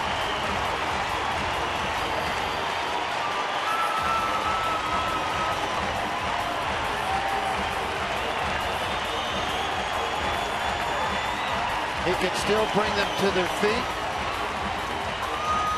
and still get standing ovations. The reason you don't see a lot of excitement out of Todd early in games, and sometimes games that when you're 16 back, as he told me one time, when you hit home runs for a living and drive in runs, just act like you do it all the time. And he said, unless it's a walk-off, when I hit a home run, I'll jog the bases and come in and do my high fives and sit down. And he's done it an awful lot in his career. Take a look on the Mike Shaw Subaru Super Mo. This curveball coming right down the alley. Remember the other day, the left-hander Zito hung one in a similar spot. Todd goes after this, gets it, and drives it into right center field. It'll help tied now with Miguel Cabrera, obviously still playing. Lance Berkman still playing. Ralph Kiner at 369 and 74th on the list. And Ralph's still broadcasting a little bit at 90. You start seeing those numbers, top 75, top 100 in categories like home runs. It's an amazing career Todd's had. Ball and a strike. 2 hits away from 2,500.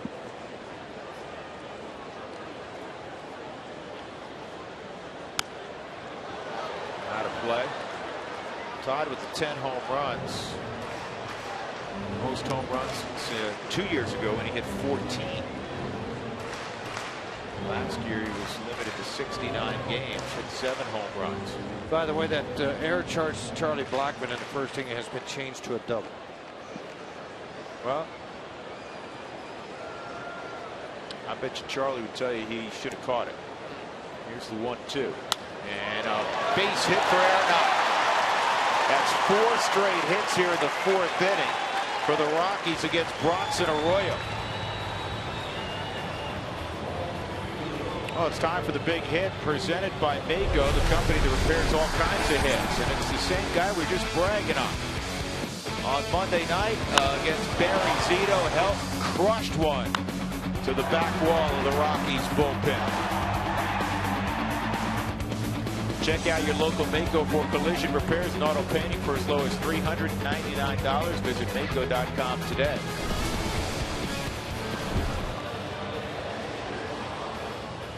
After this beating, Charlie Blackmon will be up.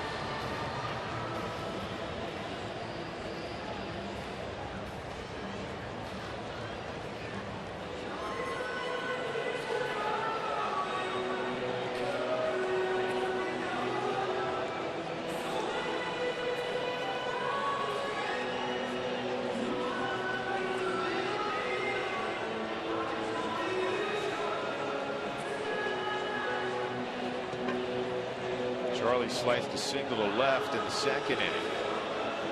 Infield hit by Tulowitzki. Sharp single to left by Rosario. Bomb to right by Helton. And then the Arenado line single to left.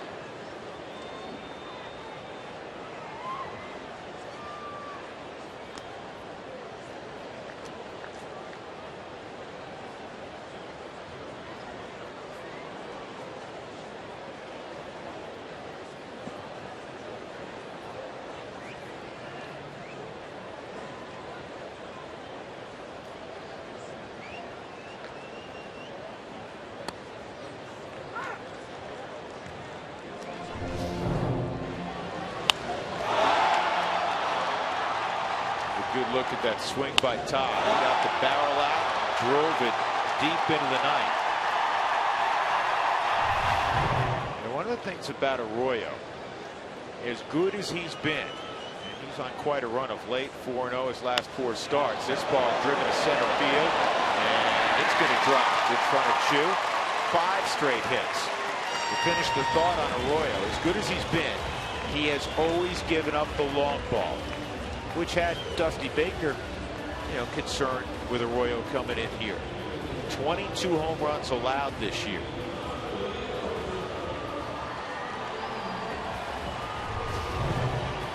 Charlie, nice job. Going to get the head of the bat out. Just going to drop it down. Doesn't catch it cleanly. Soft fly ball out into the outfield, but not right where Chu could not catch it. Now person second. Nobody out. Culberson struck out on an off-speed pitch away from him. And this ball is tagged to left field, and it's over the head of Ludwig. He misjudged it. Now you have 2 runners on each other's heels. Blackmon chasing Arenado. Throw to the plate. Both are safe. Culberson drives in 2 with that double. Looked like a relay team. I thought Charlie was getting ready to hand the baton. That was fun to watch. Yeah. Nolan's like, dude, are you kidding me? Don't pass me. Don't pass me. Now Charlie over at first base going to get a pretty good read. He's going to take off. He saw this ball hit hard. Watch Charlie. Charlie's going to take off in the right of the screen. Nolan's going back to tag up, and then he sees it's over. He's got to revert and head back the other way. There's Nolan. He's going to head back. He turns around and look right here, and here comes Charlie. I mean, he is full bore right behind him, and I can hear Stu right now. You better hurry. He's right on your heels.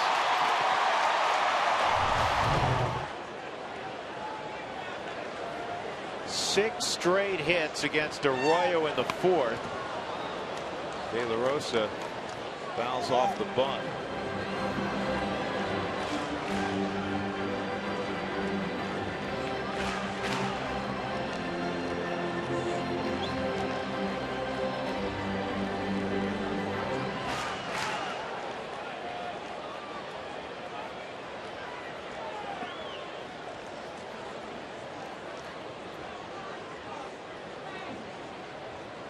Five-run inning for the Rockies, nobody out. They're up 6-2.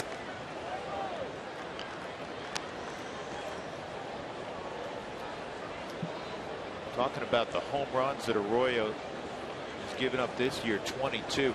2 years ago, he led all of baseball, allowing 46.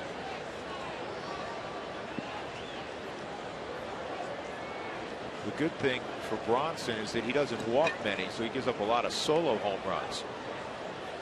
He's got to step off the bat. Cozart was at the bag. Last year, Arroyo gave up 26, 46 the year before, 29, 31, 29, 28, 31. But he's also won 15 games a couple of times, 17 games. And that's a nice job there. De La Rosa pulled the baseball and gets the runner to third. Good job by Jorge. The bunt off, and Culberson to third with one out. And with the younger ball club, you would worry and concern. Dusty's out now. Yeah, That's it. That's it. Simon, a hard-throwing right-hander, is going to come in the ball game right now, and he said, "Hey, you know what? I'm not going to leave you out here to get beat up. I need you again in 4 days. You're going to stay out here and do it. We'll turn it to the bullpen and see what you got."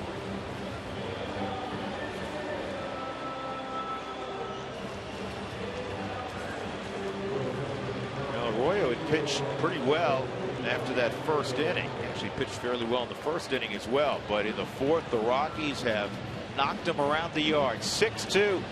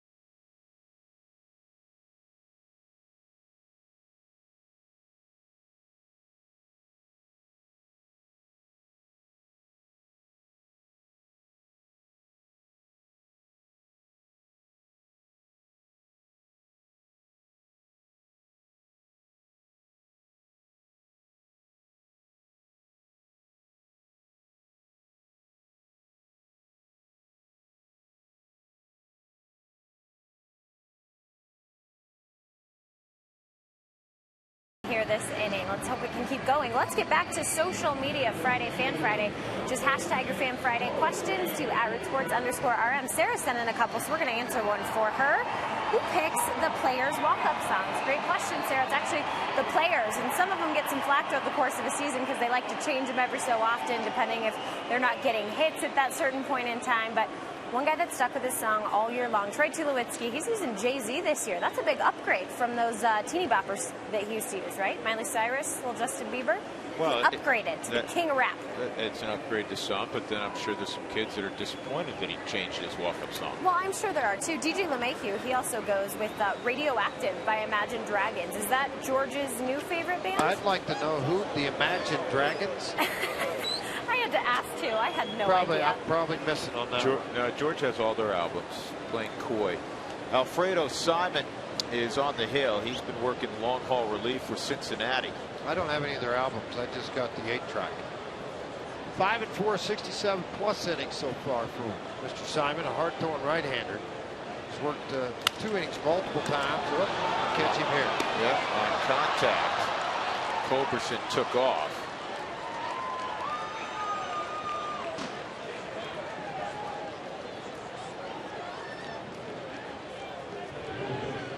So Dickerson is at first base with 2 outs. LeMahieu, the 9th man to hit in the inning, comes up.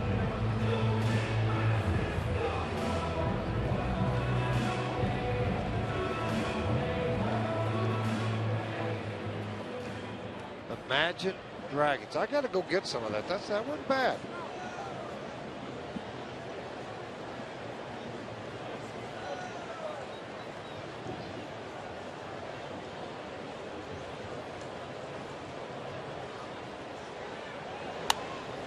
LeMahieu fouls that off.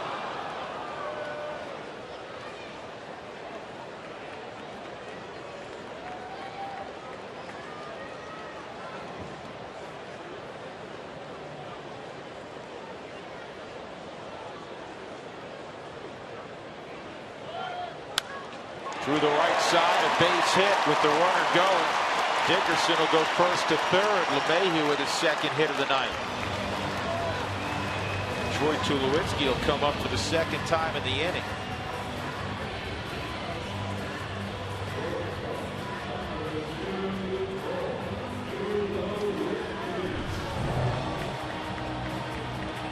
Fastball that they wanted farther off of the plate, catches an awful lot on the Mike Shaw Subaru Supermo. And LeMahieu does such a great job inside out the ball. Votto didn't get off the bag, but one step with the runner going, trying to protect that outside part.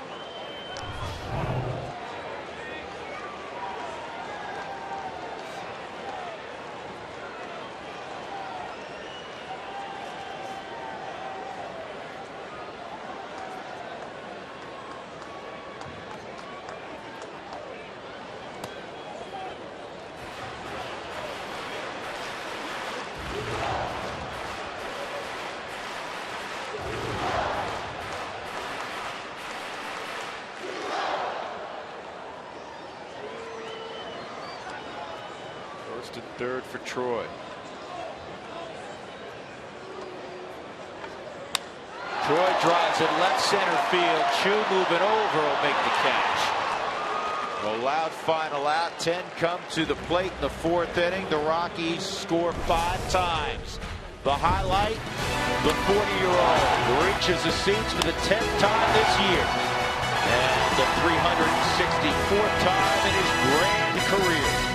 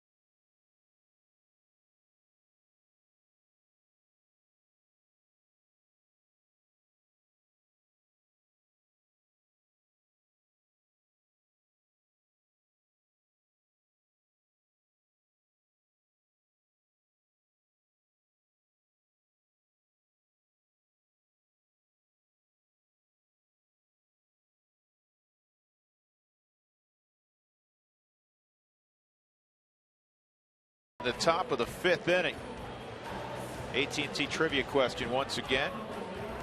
Former Cincinnati Reds player, and he's in the Cincinnati Reds Hall of Fame. Not the Cooperstown Hall of Fame. The Reds Hall of Fame was a 3,000 strikeout victim of a couple of Cooperstown Hall of Famers, Bob Gibson, Nolan Ryan. The answer, former center fielder Cesar Geronimo. And so much was, you know, when you have all the guys they had, Bench, Perez, Morgan, guys playing for them on a daily basis, you just didn't think of this guy. Very good player. Ken Griffey Jr. Sr. out in right field, George Foster in left field. I mean, this was a good group of people playing on the baseball team. And eventually Dan Dreesen came up. He came up later on after Perez retired, but you know, played first base then. In the backyard, George, growing up, I would always play the Cincinnati Reds lineup because you never had a bad player. There wasn't a bad player at all. Ray Knight at third base. Came up as a young kid in the late 70s. Could really swing the bat a little bit. Good hustle. Davey Concepcion at short. What, are you kidding me? You always used to ask me, why'd you hate going there? And the first 3 guys I named are all in the Hall of Fame. Bench, Perez, and Morgan. No, I knew why you hated going there. Oh, man, on AstroTurf? Come on. 1-1. Brandon Phillips, Joey Votto, Ryan Ludwig. Sticky part of that order for the new Big Red Machine. Trying to hit the postseason for the 3rd time in the last 4 years. Our Toyota Talk inning. Is it too soon for Jonathan Gray? I want to see 100-mile-an-hour fastball at Coors Field. It is this year, Mike. Jonathan Gray was shut down for the rest of the season. It was an innings thing. He's perfectly healthy. It's just he threw a ton this spring for the University of Oklahoma. 166 total innings. Thrown. Kyle Parker's had a very good year in Tulsa. Tulsa will be in the playoffs starting on the 4th in Tulsa.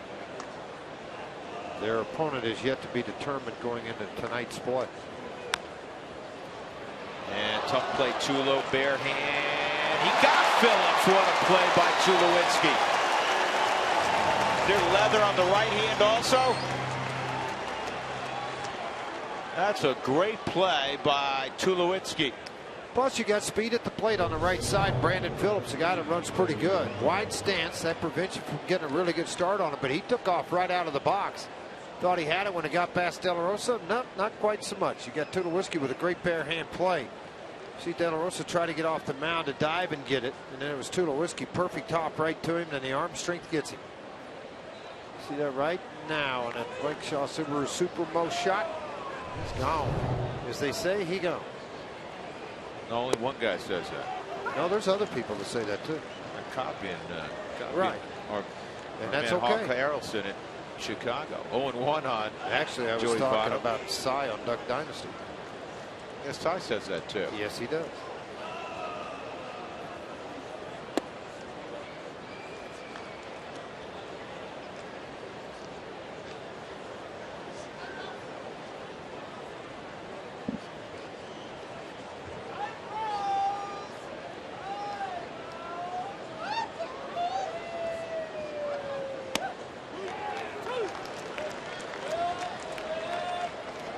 Well, today Roy Oswald threw another simulated game here at the ballpark, and things went very well.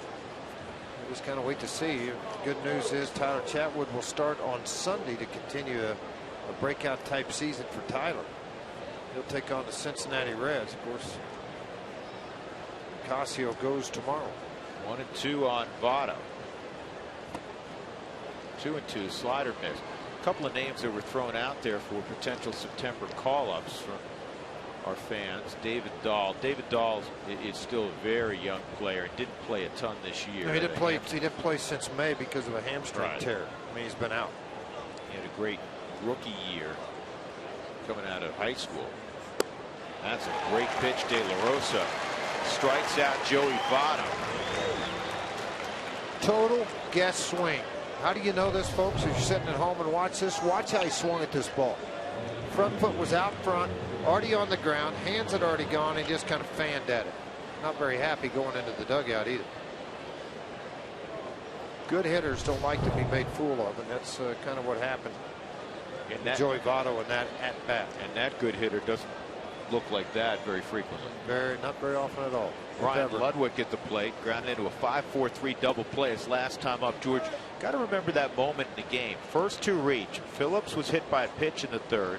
Leading off, Votto walked. First and second, nobody out. You got Ludwig with Bruce on deck, then Frazier in the hole. And Jorge gets Ludwig to ground into a 5-4-3 double play. That inning could go the other way. And then a strikeout of Jay Bruce to end it and head to the dugout. What I like about this inning for him more than anything is ball club just gave him a lead. 6-2. He's gone out and put his foot down in a hurry. Right on par with what he gets in his run support throughout his 14 wins this year. He's averaged 5.8 runs support in a ball game.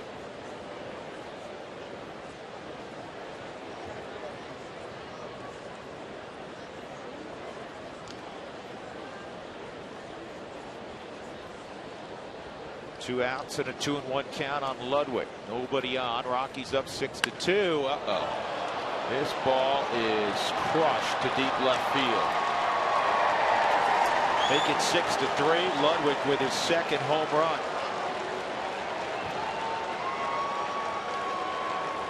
Hadn't done much against Jorge De La Rosa prior to this series. Ludwig had hit .222 against him with a couple of home runs. The damage had all been done with the long ball, and he adds to that total. He typically does damage, though, at Coors Field, this Ludwig.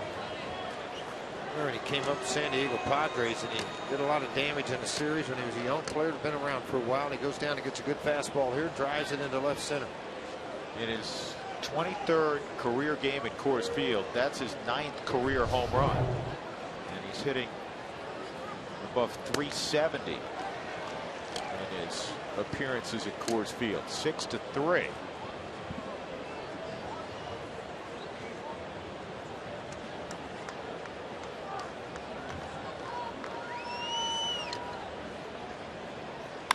Jay Bruce lines it straight away, and it's misread by Dickerson. That'll be a double. It froze Corey initially. Well, those are the hardest balls. Line drives right at the center fielder. You got to remember also, he had played a lot of center field. He's been mostly a left fielder in the minor leagues, and even at the big league level, about a 4th and 5th start at center field for Corey Dickerson. Ball hit right on the line, froze him in dead center.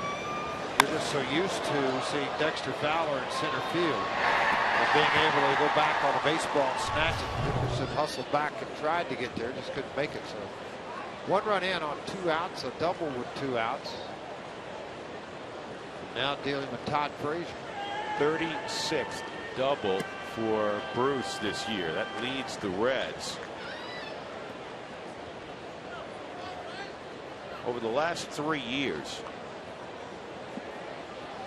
the only players in the big leagues with at least 97 doubles and 92 home runs, Bruce and Miguel Cabrera.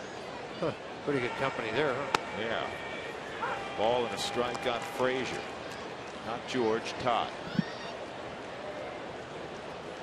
If it was George, it'd be 0-2. Never know.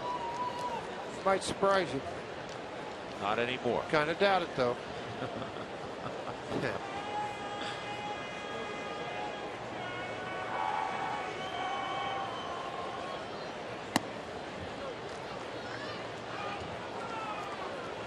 Played for a bunch of teams, George, in the Midwest. You never did get the Reds on your resume. No. Cubs and Cardinals. Minnesota Twins, Chicago. Drafted by Milwaukee. Yep. Big right-hander down in the bullpen for them. Looks like Hoover throwing for them down in their bullpen. Ground ball to third. Nolan's got it. Sets his feet across the diamond. Good pick by Helton. In the inning, Ryan Ludwig hit one about 25 rows into the seats and left. It's 6-3 Rockies.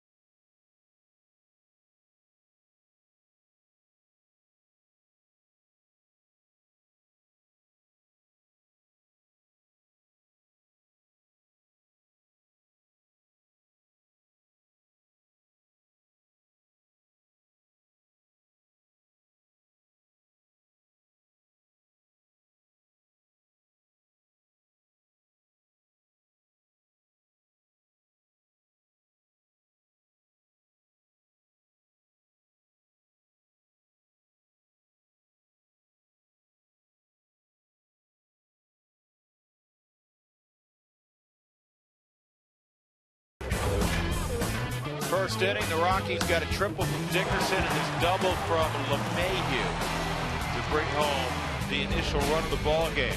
In the fourth inning, the Rockies were actually trailing 2-1. Todd Helton said, hold on, no problem. 3-run jack. And the Rockies weren't done in the inning. They had 6 straight hits. Culberson got it over Ludwig, who misplayed that line drive. It turned into a 2-run double as Blackman was chasing Arenado to the plate. 6-2. Alfredo Simon continuing on. And the high fastball swung through by Rosario, and his hat came off. Willeen tonight 1 for 2, a single and a run scored back in that very productive fourth inning. Rocky sent 10 to the plate.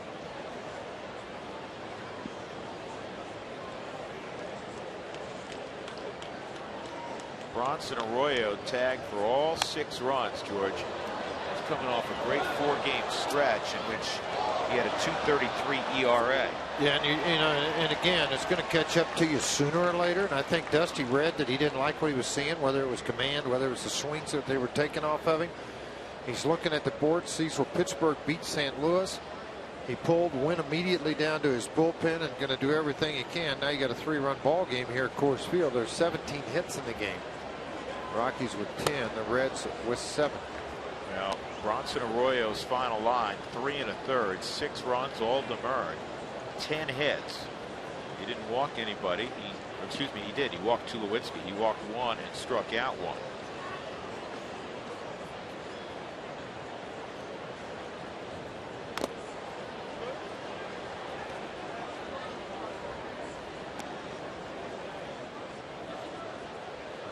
Auto glass damage, call Safelight Auto Glass at 303-287-5000, online at safelight.com.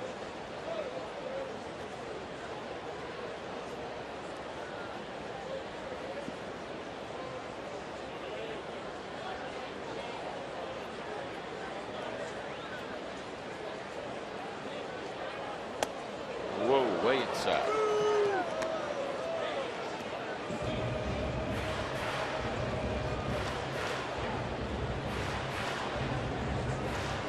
Chased 1 in the zone and continued to go up in the zone.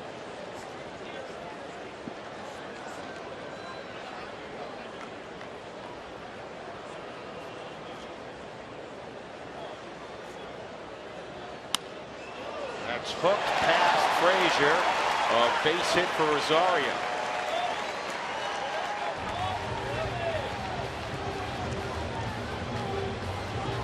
Willeen at first, Helton coming up. We go to Jenny quickly. Hey, we got some great questions coming in for Fan Friday at @RootSports_RM. We're going to get to this one. A little autocorrect, I think. It says how many games has Follower missed due to injury. I think that's Fowler, as in Dexter Fowler. This is his 3rd consecutive game that he's been missing right now tonight with his knee injury. He's currently listed day-to-day. He missed about 14 games on the disabled list earlier this season with a hand injury. All in all, he's missed 26 games this year, but that includes just normal days off that he would be given. So it's about 20 games of injury that he's had throughout the course of the season so far. Oh, very good, Jenny. 1-0 on Helton, sitting on 2,498 hits.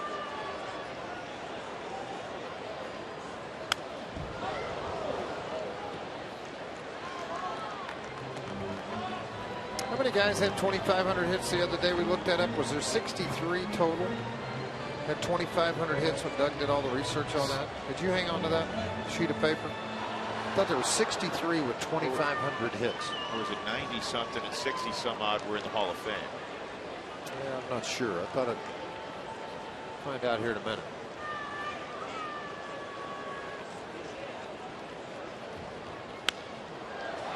This is in the air down the left field line, caught there by Ludwig.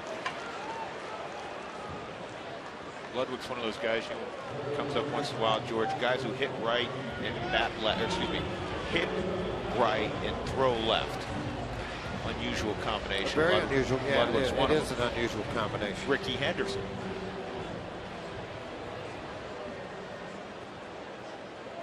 Well, we thank you for texting in your thoughts. Last half inning during Toyota Talk. Visit the Root Sports Facebook page, facebook.com.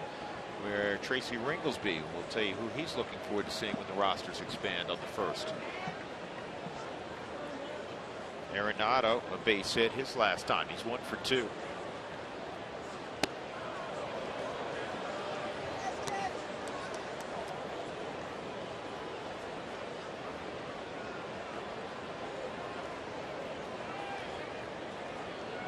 Well, that no-hitter we talked about, Darvish, it's gone. Not there anymore. 2 straight home runs, top of the 7th.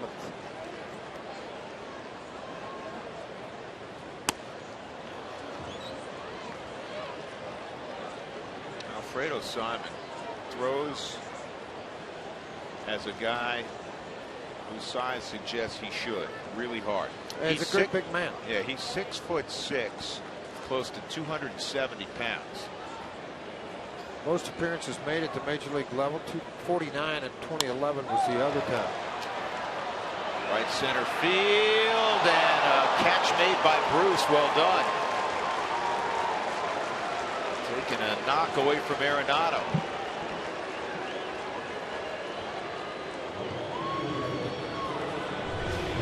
Because you see where Chu is, and then you see Bruce, and if Bruce got the better jump on the baseball, he was going to be able to get to it. It's just a really nice job by him, and the jump and the movement that he put on it to get there.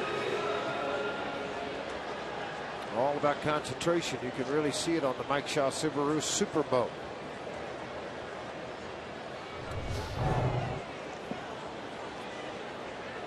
Charlie Blackmon's 2 for 2, couple of singles. Side from Simon.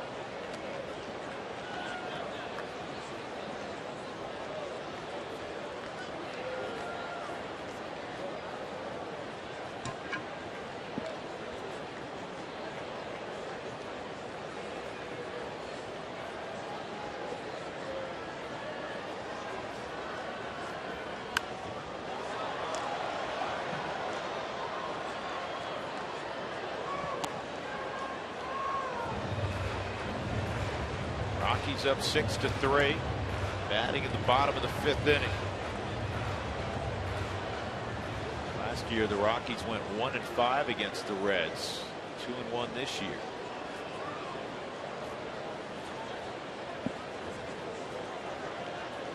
Reds came to Colorado last year and swept the Rockies. And this is to shallow left. This one could drop. It will. Williams going to go first to third. Blackmon will head back to first. Charlie's 3 for 3. And Charlie tried to induce a throw from Ludwig into second base. And the reason behind that is if Ludwig airs it out and happens to get by, that's going to be an easy trot for William Rosario. See, right off the end of the bat. And here's where Ludwig. Now watch what happened. Charlie gets here. He's thinking about going to second. Go ahead, throw it. We'll see if he'll do it or not. And then he kind of ran it in like Little League and flipped it into the middle infielders. Charlie wanted to induce the throw, hard throw into second, maybe get by Phillips and get another run out of it. Or if he took a shot, foolishly tried to airmail it all the way to first, he just moved up to second.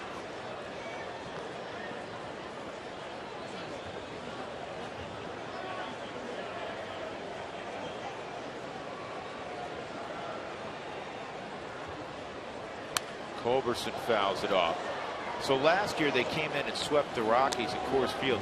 The previous 5 years they won 3 games and lost 12 at Coors Field. So in one season they matched their win total the previous 5. And I will assure you, Dusty's thinking in his mind, I had to blow up a bullpen when I was in St. Louis. I'm coming here to a ballpark that has the chance to get into my bullpen early. They did tonight. And I got to go and play the Cardinals 5 straight or 4 straight. Well, that's why Wednesday, George, was huge for Cincinnati. One, they had to win a baseball game, not get swept by the Cardinals. And number 2 was a 10-0 shutout. They got length out of their starter. And with the day off, their first in 3 weeks, they'd played 20 in a row. It gave his bullpen 2 complete days down. Yeah, and even that, I mean, even though you've had that, it's still pretty busy right now with their bullpen as far as appearances, innings pitched. Simon with a nasty slider, and he strikes out Culberson. The Rockies get a couple hits. They leave 2 on the corners. Through 5, Rockies 6 and the Reds 3.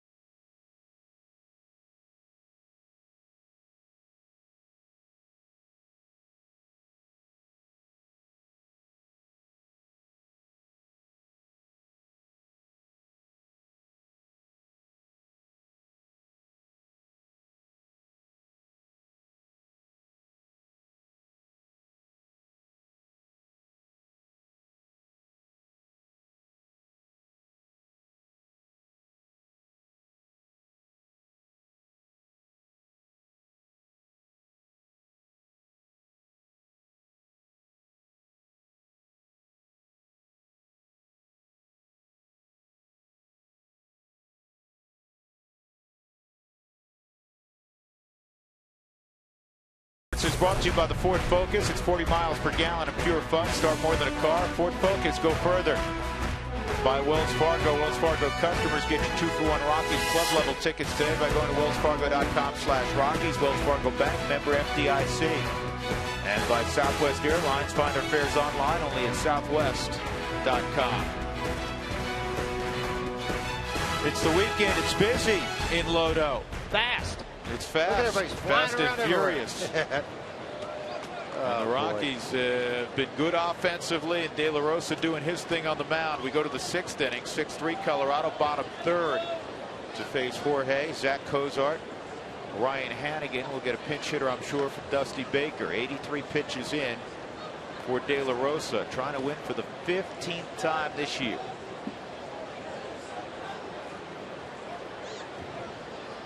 Trying to improve to 9-1 at Coors Field this season. Center field well hit, and the catch is made by Dickerson. Great play by Corey.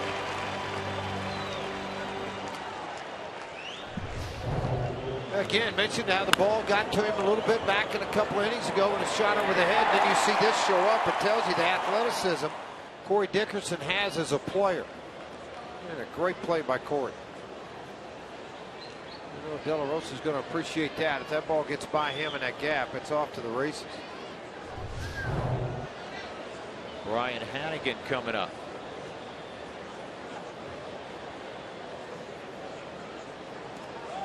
They hit him on the bounce. That's a hit by pitch. Second guy that De La Rosa has hit. Cesar Torres, the former Dodger, is going to be the pinch hitter.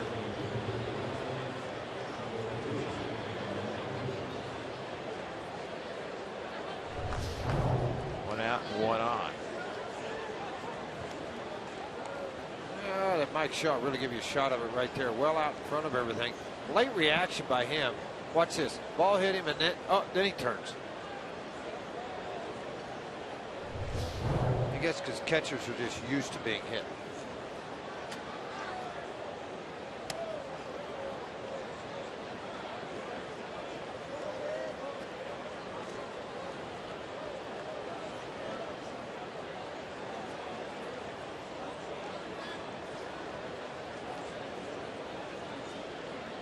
Ondrusek having a drink of water in between pitches, throwing in the Reds bullpen. He evidently will be next.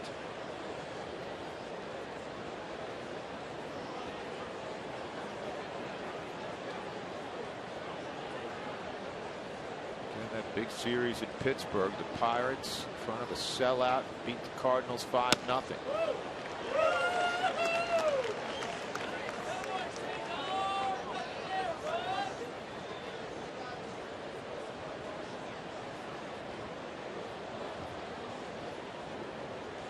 Well, Lopez has started to throw down in the Rockies bullpen.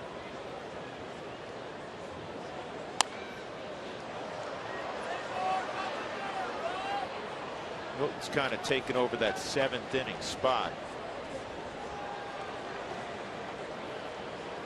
The next Purple Monday, September the 2nd, a special 2:10 Labor Day start time. Wear purple, win prizes, including autographed items, and the first 10,000 fans are going to receive a Rockies purple T-shirt. Dodgers are in town. First place, Los Angeles Dodgers on Labor Day. Looking forward to seeing Don Mattingly and his ball club.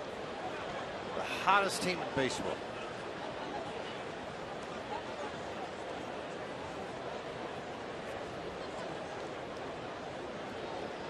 And the NL standings, the Dodgers 9.5 in front of Arizona.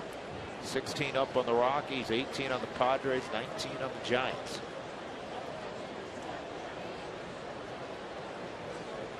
Dodgers were in the cellar a few months ago. This ball's lined to left field, and it's going to be over the head of Culberson. He was swung over to left center field. Stopping at third base is Hannigan, as Turris with a pinch double. Dusty likes to have guys with some experience in a position of success for them to do things. And, you know, that's why he likes having his Turris as a pinch hitter. 20 times, 5 at bats, make it 6 for 21 now. They've only got 1 pinch hit home run all year. Mesoraco, the catcher, has that one. De La Rosa's got a bear down here. He's got Chu.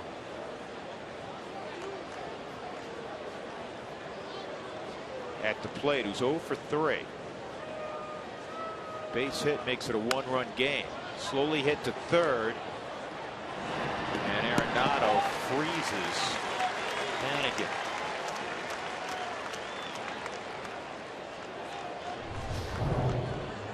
Now looking at it right off of one of our cameras hanging on the nets up here. Quick check by Nolan and the fire to first to tie.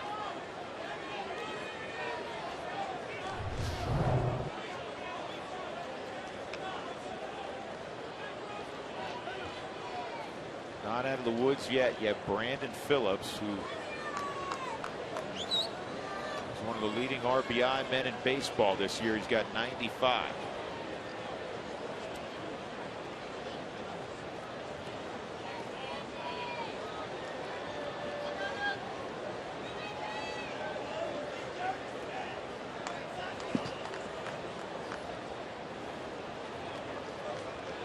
Reds tonight 2 for 11 with runners in scoring position.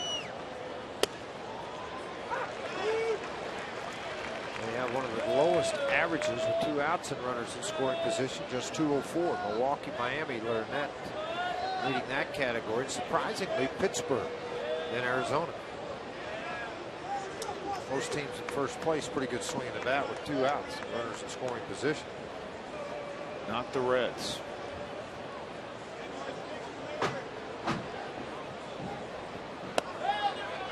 Just missed 1-1.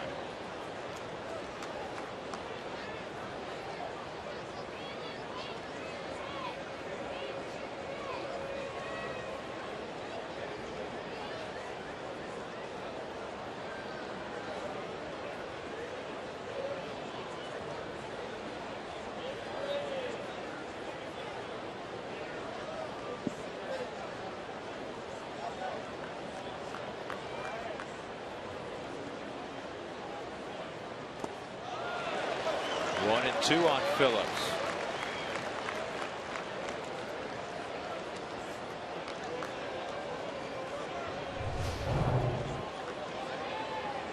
You can see it coming out of the hand on that split finger.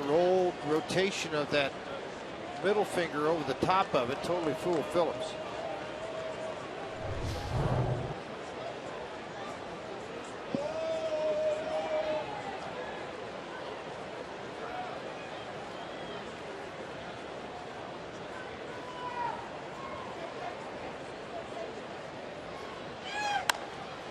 Ground ball foul.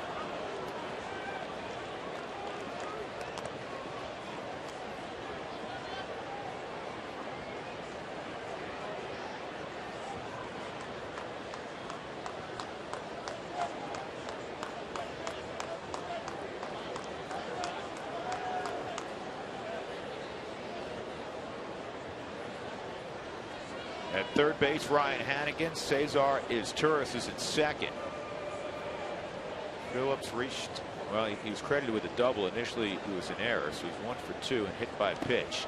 Good block again by Rosario. Vastly improved in that area.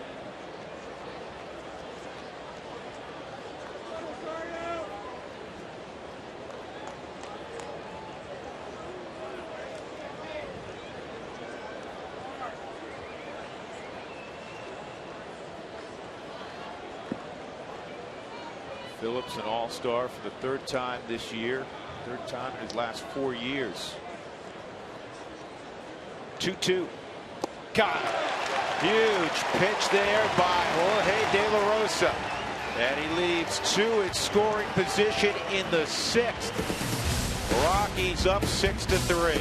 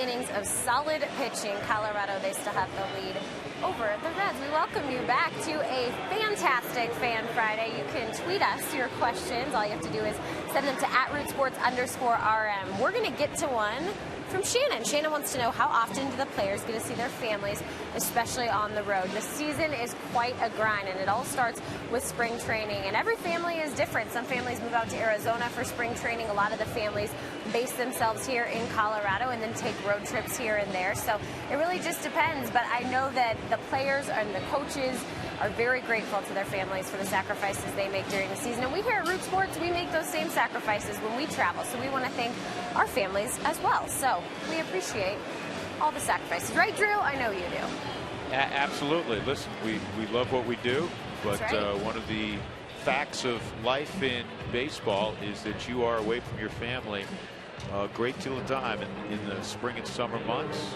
Even when you're at home, you know, you're working at night. Well, I always like being Santa Claus.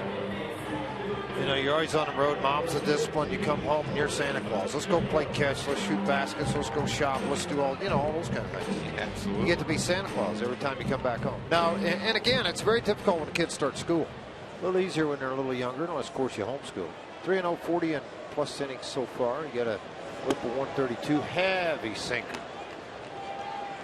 A lot of times coming out of that bullpen, you want to create some ground ball outs. You got splits, you got sink, fastball up to 95, but it's got some late movement on it.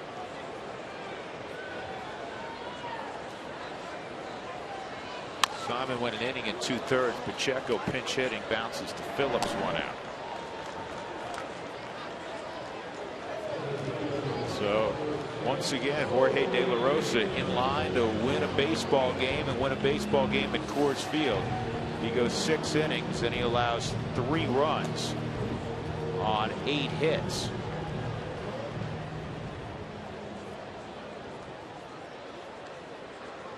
Jorge struck out 3, hit a couple of batters, and he also walked a couple. 14-6 overall, 8-1 at home. Dickerson takes a strike.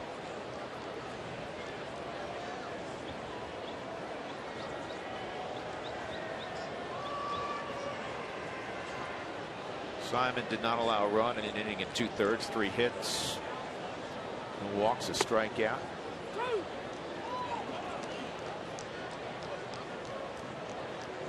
I think you got to be over 6'5" to pitch out of the bullpen for Dusty.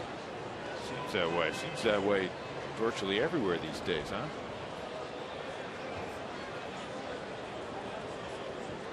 Oh, 2, Dickerson gone. They tried a number of different things to get him out, so why not try the elevated fastball?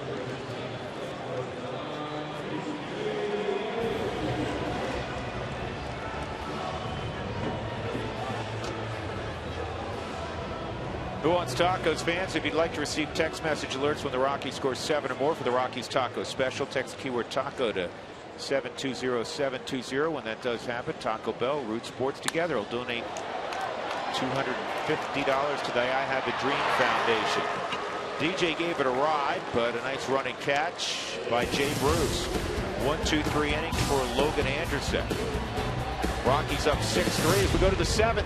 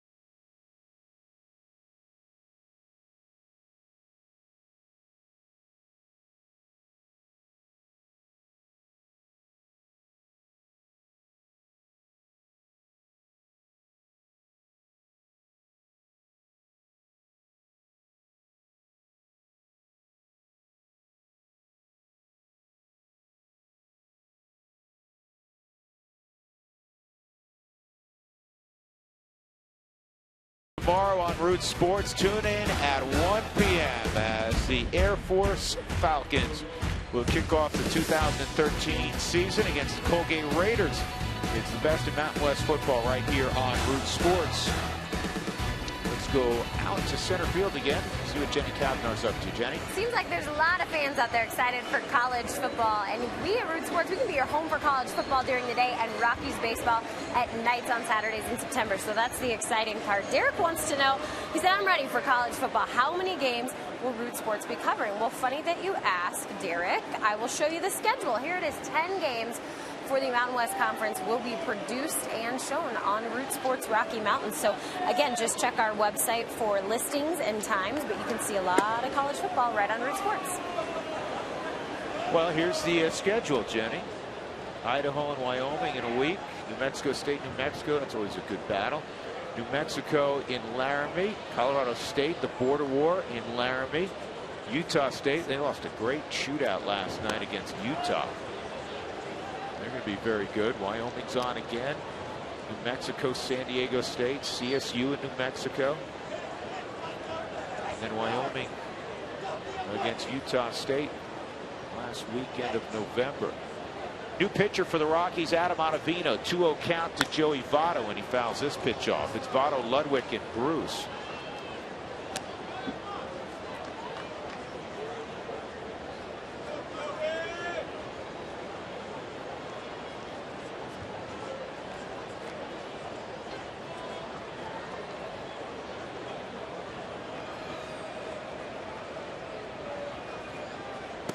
And the slider's low, 3-1. There's the numbers overall for Adam Ottavino this year. The ERA's climbed a little bit of late only because of a couple of bad outings. Otherwise, it's been a very good year. 66 innings, 0-2 record.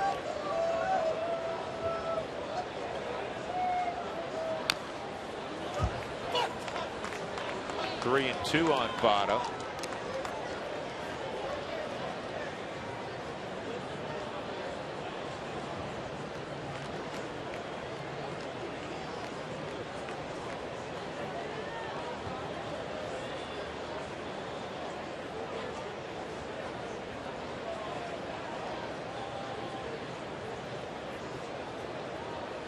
And he missed, and you can't do that. Not in this type of game.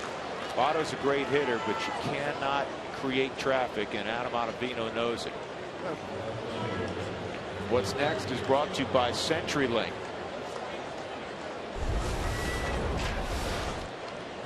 Pitching matchup tomorrow. Juan Nicasio for the Rockies against the former Rocky number 2 pick in the draft in 06, Greg Reynolds, recently called back to the big leagues. Yeah, he made a start a couple. He's made 2 starts before this. 0-2 in both. The Giants got 5 runs on him. His last start much better. 6 innings, 2 hits. Ought to turn this thing over. Make it look pretty easy. They will. And then his last start, 6 innings, 2 runs. He's won 14 ball games. Lost 3 with an earned run average below 250. Pitching for the Louisville Bats in the International League. So getting an opportunity again here. Cinegrini went out with a bad back the other day. Well, what you're going to do is you just go try to lay down and get out of the way so you don't take one upside the head. No way he could go in and disrupt what Tulowitzki was trying to accomplish. Good pitch for Adam Ottavino and a good result. Jay Bruce, a walk, a strikeout, a double. And he takes strike 1.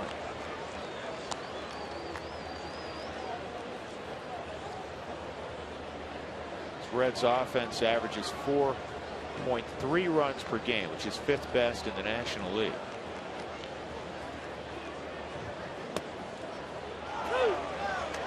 Two-strike count.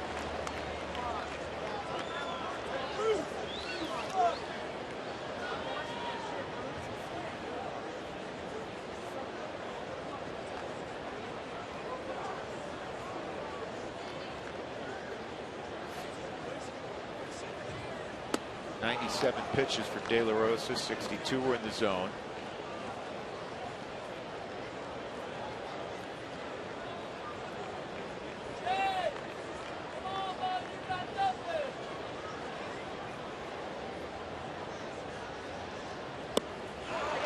Swung on and missed. Jay Bruce goes down against Adam Ottavino. So the walk erased on the double play ball, and Ottavino sees the minimum in the 7th. Stretch time. Rockies up 3.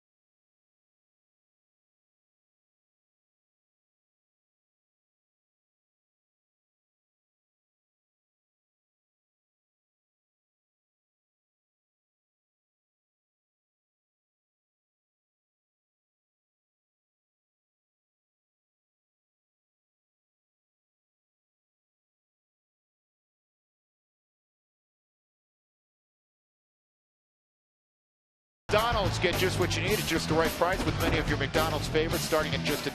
I'm loving it. Rockies loved what they saw in the 4th inning. They had 6 straight hits that produced 5 runs, highlighted by Todd Helton's 10th of the year, a 3-run shot. Charlie Culberson hit a rocket to left that was misplayed by Ludwig, turned into a 2-run double. Arenado scored. Blackman was back 10 feet behind him. Tulowitzki back live. Breaking ball from Andrusek is outside and away. Ball 1.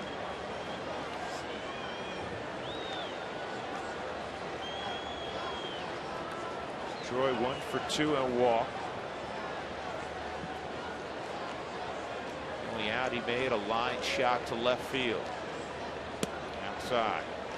The one good inning of work by Adam Ottavino. Now Matt Belisle firing down in the bullpen. I'm sure he'll be out to pitch the 8th inning for the Rockies. George, last couple times out for Ottavino, Waltz put him in a different role. 1 inning on the plus side, usually in the 7th. 3-0. Adam, the entire year up to the last couple of appearances, has been a bridge guy, a multi-inning guy.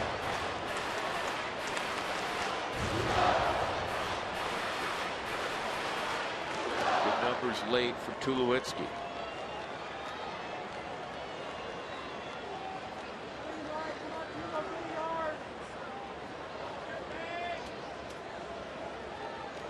Outfield very deep for Cincinnati. Always interesting to see. That's smoke past Votto on a 3-0 pitch.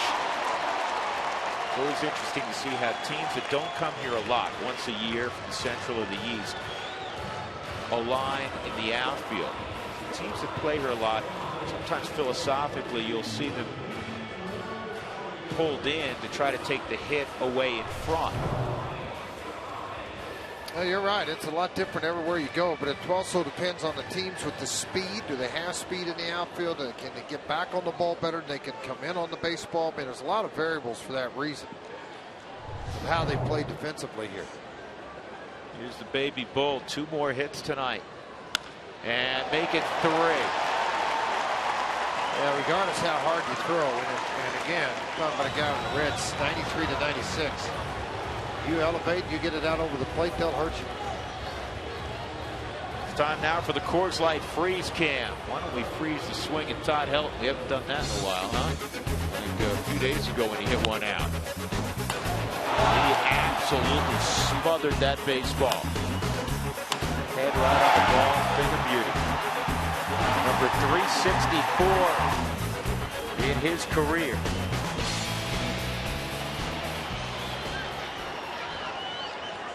Brought to you by Frost Brewed Coors Light, the world's most refreshing beer. 2 on and nobody out.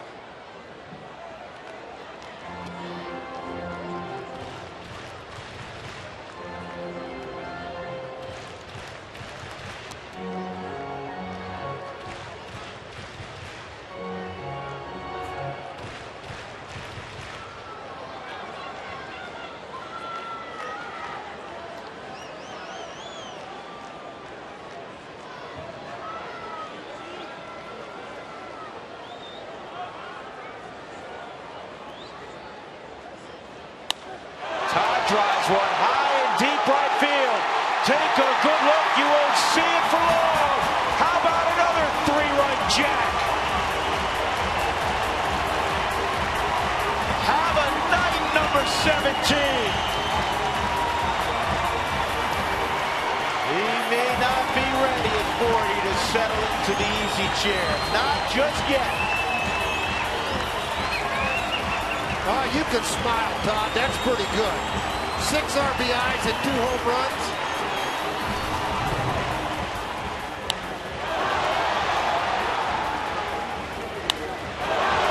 Got the foot down and the barrel out. And then the rest was an easy job.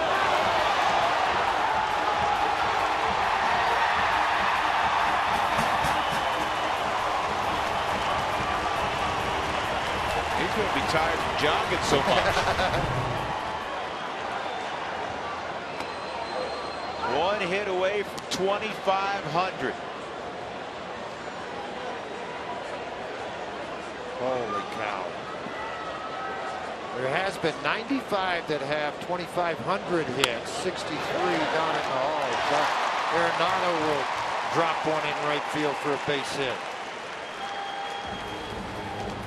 That's the 28th multi-home run game of Helton's career.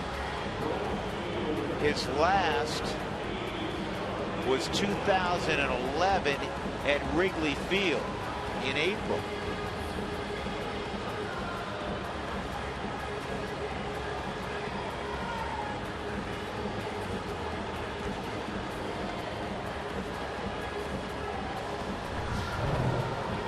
Well, you never get tired of watching it, folks. I'll never get tired of it. Wanted to bury a fastball in. They got it up and out over the plate.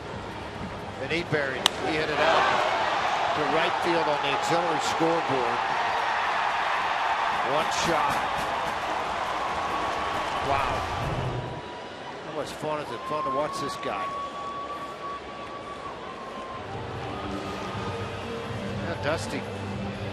Well, I'm gonna make a switch here after one inning.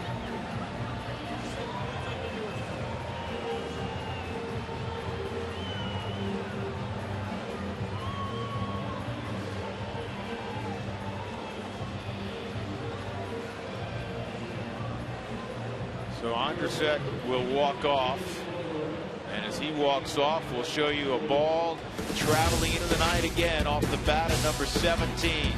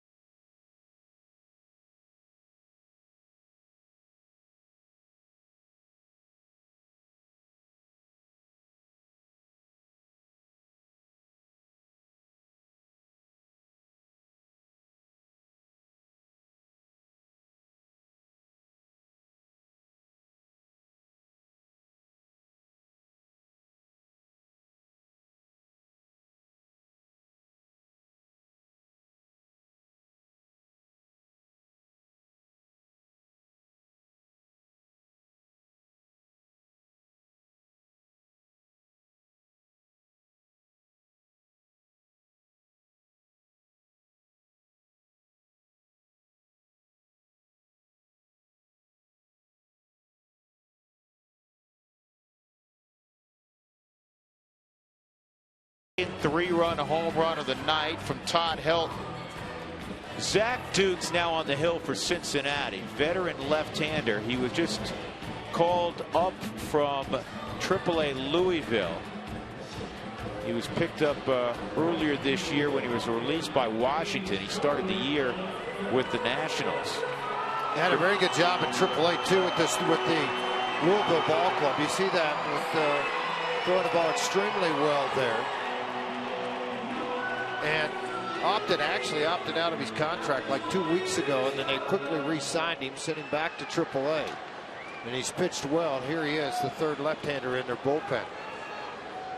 Chris Heisey's in left field now for Ludwig.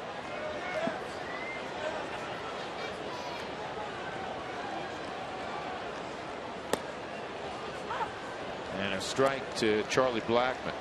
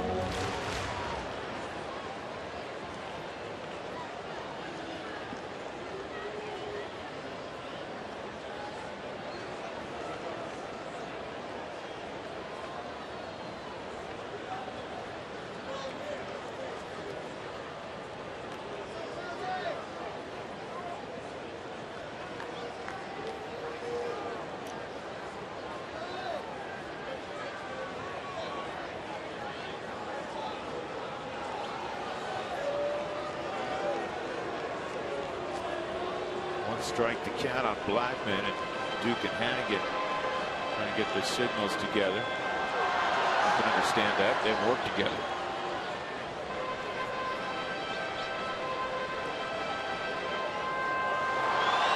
Well, wait a minute. When you go to like a low 3/4 position, what's the ball going to do? Are you going to cut it? You sinking it? You going to sail it? What are you doing with it?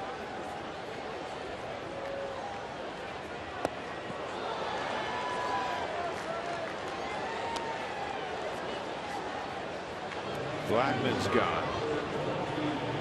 And Culberson coming up. Let's go to center field again. Jenny.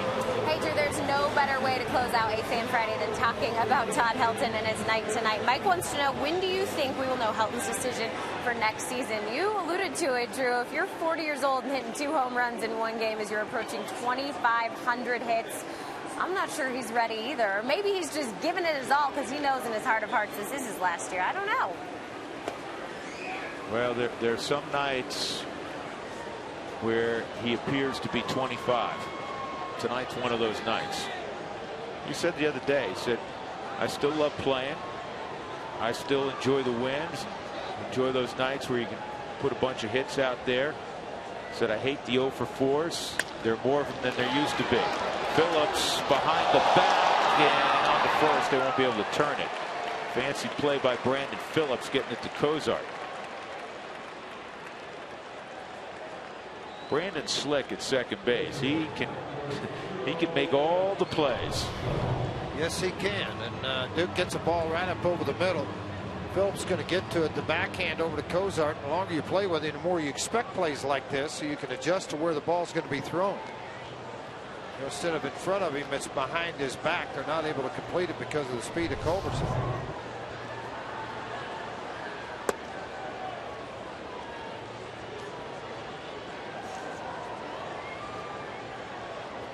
Ottavino with the big lead will work the 8th inning now as well for Walt Weiss. If it's a 3-run game still, Walt would have, I'm sure, gone to his bench.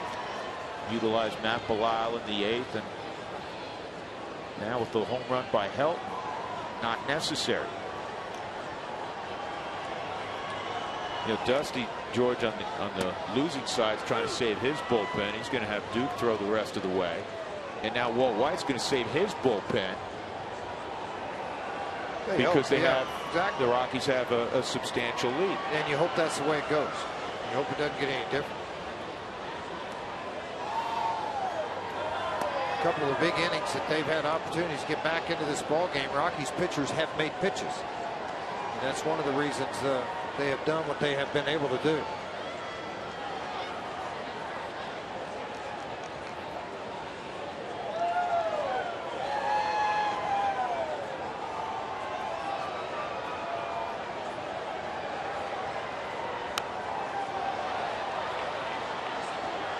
Two and two.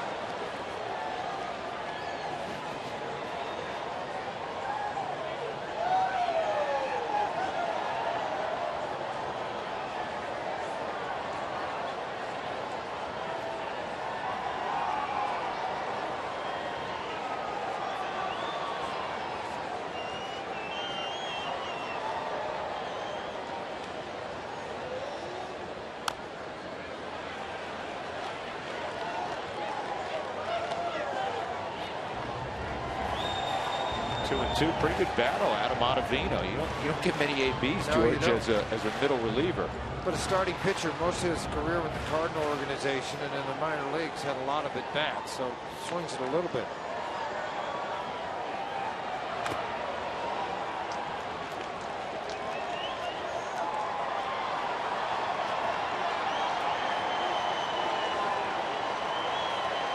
Adam out of Northeastern University.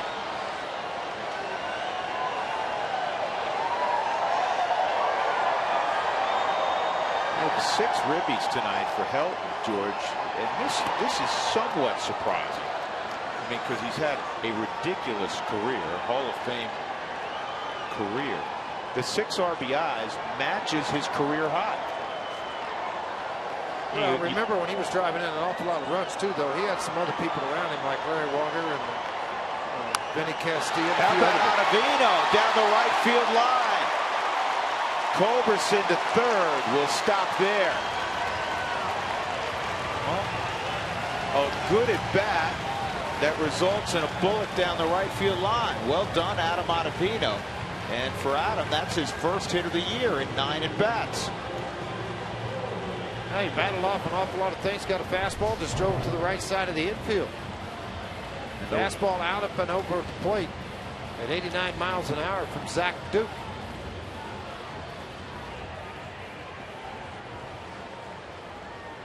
Nice job cutting that bag at second and then third. Good job of picking up Stu Cole by Charlie Culberson. Rockies have 17 hits tonight. Dickerson had a triple in the first inning. He's 1 for 4 tonight. He had a bid for another triple in the third inning when Shin-Sin Chu tracked one down in the deepest portion of left center field.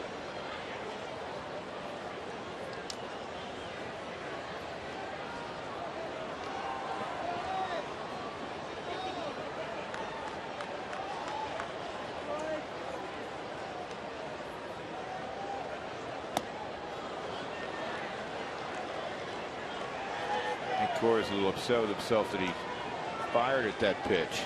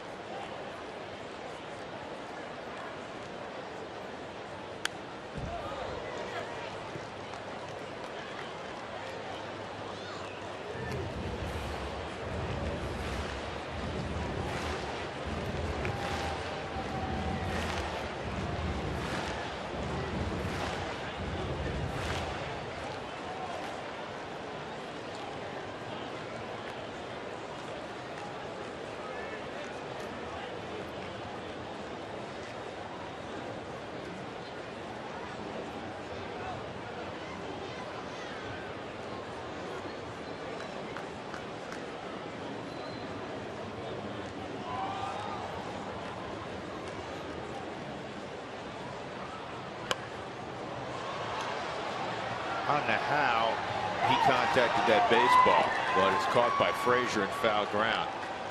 In the inning, the Rockies scored 3 more. And guess who was involved? Second 3-run home run of the night, Todd Helton, matching his career best with 6 RBIs. Rockies up 9-3 on the Reds.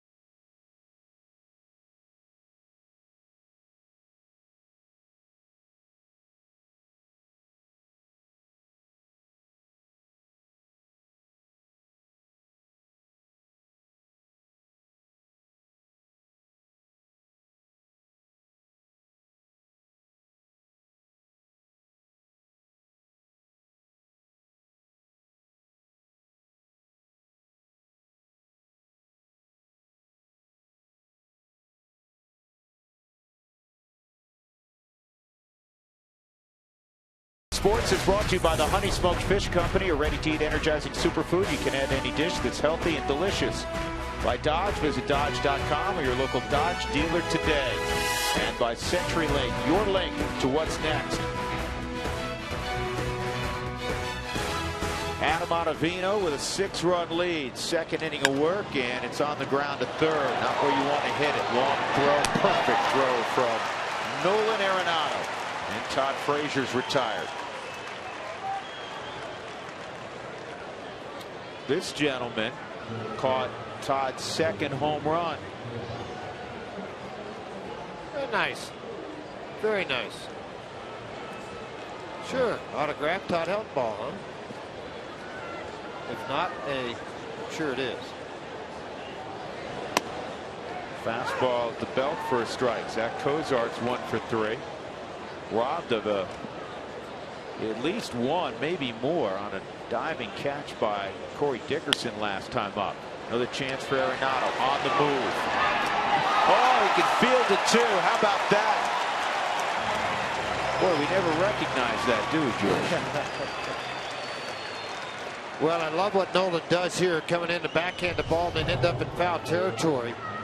But I tell you, one other thing we will miss if Todd decides to go away is the ability of a first baseman to pick everything out of the dirt. Hold on, we'll miss it, but you know who will really miss it? The infield. The left side guys. He is very good, very comfortable.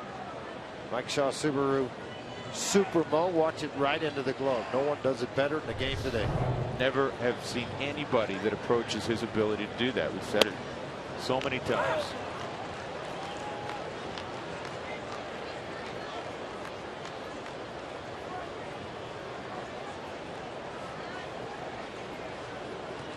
Ryan Hannigan with an 0-1 count.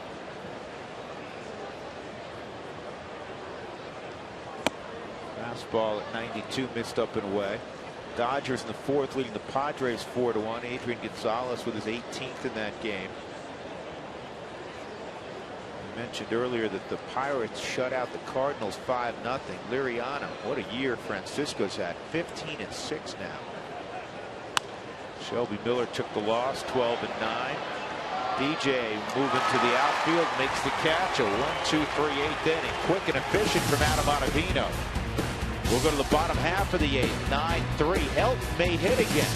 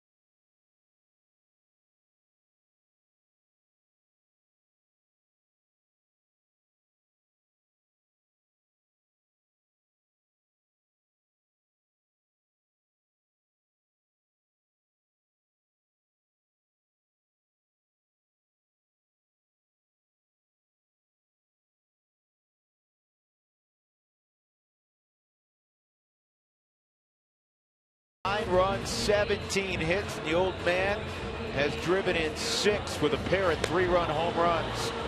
And the old man is due up 4th this inning. DJ LeMahieu, Troy Tulowitzki, Willeen Rosario, and then Todd Helton. Zach Duke still on the hill. He came in to finish the 7th inning. LeMahieu is 2 for 4 tonight. DJ double and a single. Double in the first inning, drove in his 20th run of the year.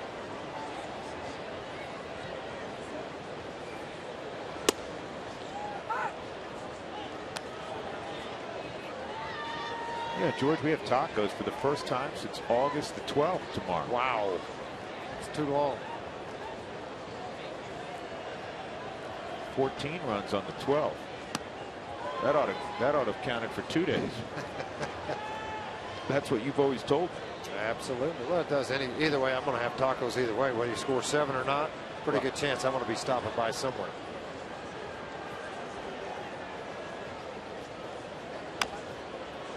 DJ bounces it foul. The Pirate game, Garrett Jones is 13th for the Bucks, and Russell Martin hit his 12th to beat Shelby Miller.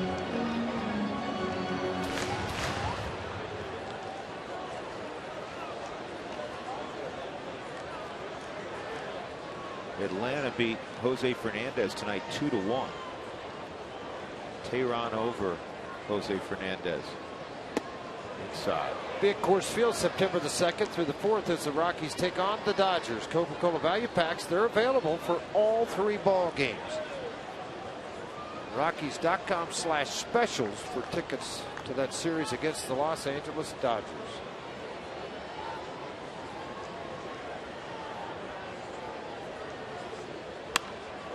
Line drive, right field, and a sliding catch made by Jay Bruce. Jay's made a couple of nice plays defensively tonight. That'll bring up Tulowitzki.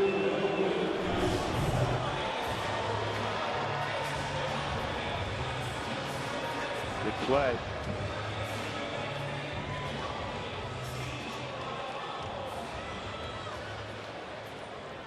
Great play.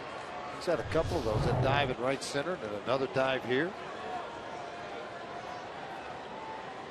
Sure would like Tulowitzki or Rosario to come up with a base hit here, just like see Helton swinging again. You and me and 35,000 and Christy Helton, I'm sure also. Yeah, absolutely. The whole family, everybody in town, would love to see it.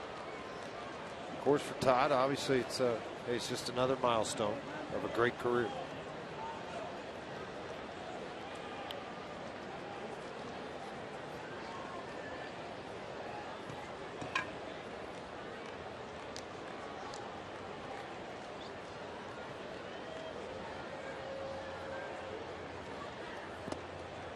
One ball, one strike.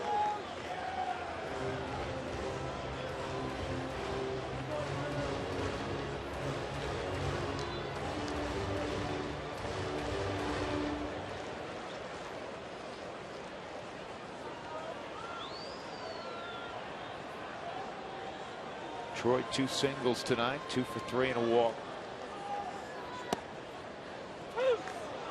On the knees, 1 and 2.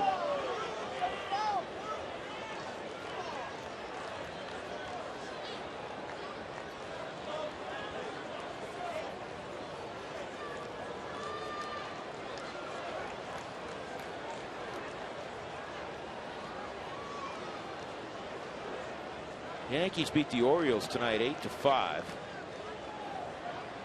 Mariano Rivera's 39th save. You know who's been ridiculously good in a Yankee uniform? Soriano. He's got 12 home runs since flipping from the Cubs. Look at all the RBIs, too. You'd be shocked at that one, too. Well, he drove in 18 in 2 days, didn't he? He got player of the week. They're playing a lot better baseball. 8-5 final over Baltimore, as you just mentioned. Dodgers on top of San Diego 4-1. Rue going for his 13th win. That'd be the most by any rookie pitcher.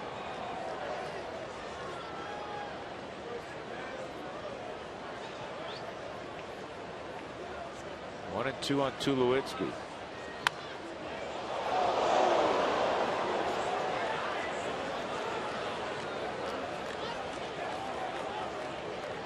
You see players when they hit a ball on the line into the seats. That's where Troy's looking right now. It scares the dickens out of him. And it does look like everybody's okay. Sometimes during batting practice, when folks are down the right or left field line, you'll see a player hook one, and they'll yell just like you're on the golf course. Line drive, right field, base hit. Good chance Helton will hit now. Third hit of the night for Tulowitzki. Wallin, don't hit it on the ground. Wallin's already got 3 knocks tonight.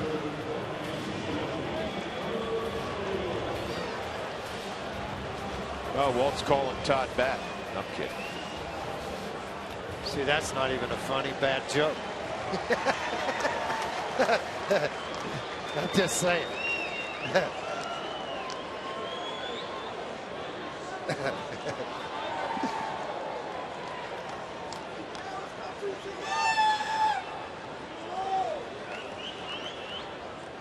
Todd's pulling a Sammy. I don't want to hit. Go ahead, let somebody else hit. Well, when Sammy did that back in 02, he hit a 3-run homer in the 4th, in the 5th, and in the 6th, and they all got increasingly farther from home plate. And he would have had another at bat, and he shut it down. 3-run home runs, 9 ribbies, and he said that's enough. And he literally pulled himself out of the game. And everybody was shocked. We could have made all here. kinds of history doing something here. What are you doing?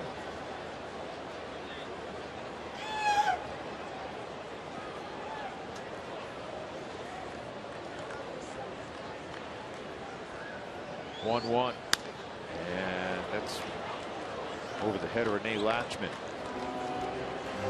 Nice job. Played the angle well. He's used to that walk. Got a rock.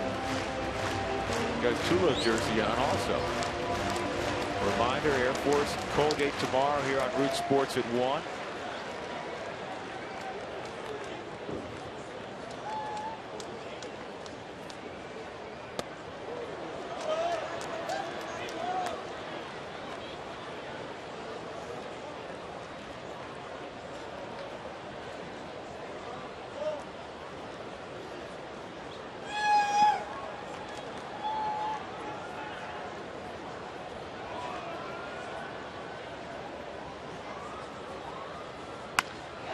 Well hit, deep left field, and that is over the head of Heisey.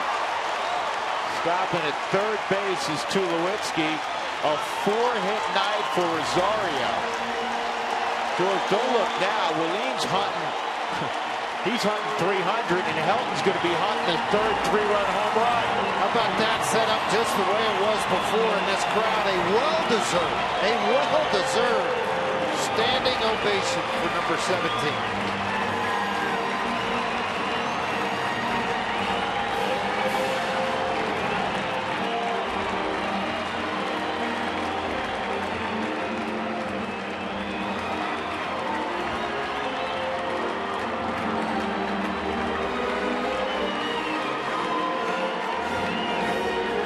Someday, a lot of these folks will be able to tell the story. Late number 17's career, we were there the night that Todd did ... Boy, every guy that's got an iPhone has been putting the camera up, filming what's going on all over the ballpark, just looking around how many people are doing it. Infield's in, which increases, if not the home run, obviously, it has nothing to do with that. It increases the opportunity for Todd to produce his career high in ribbies. 1 out. Ball strike. See, that's where you got to lean back and go, hey, I don't mean to be a mean guy here, Jordan. I got 2,499 hits. Don't call that on me. Come on. Kidding me? Go hit one in the seats for 2,500. Oh, man, would that not be something?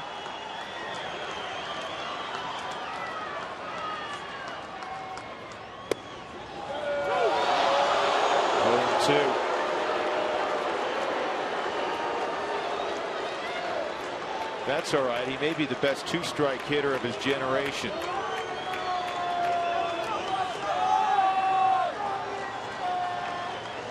Second and third, 1 out. Helton with 2 3-run jacks already tonight. Sitting on 2,499 hits.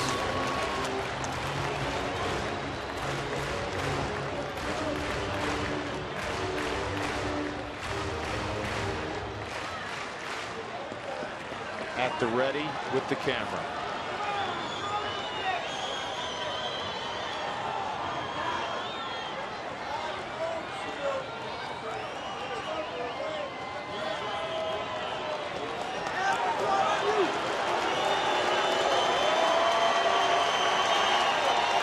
Everybody stood when he walked to the plate. Nobody has taken a seat.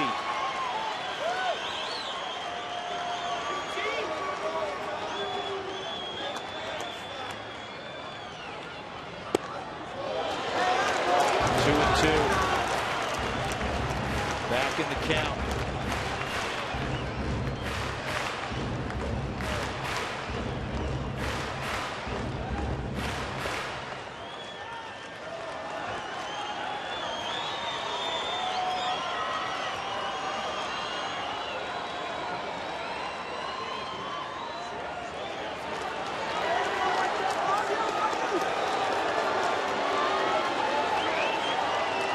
This at bat has playoff atmosphere, doesn't it? It has that feel. Everybody up waiting for the swing in a 9-3 game. 2-2, sliced foul.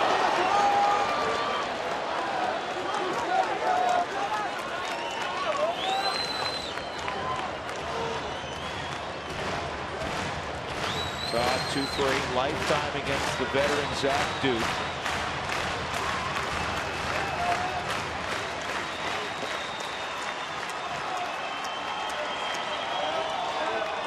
Here we go again. 3-2.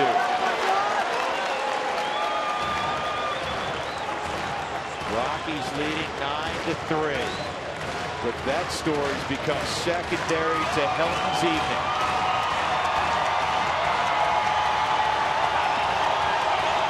And this at bat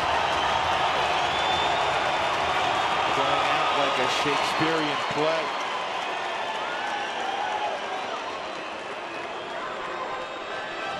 He'll jog back.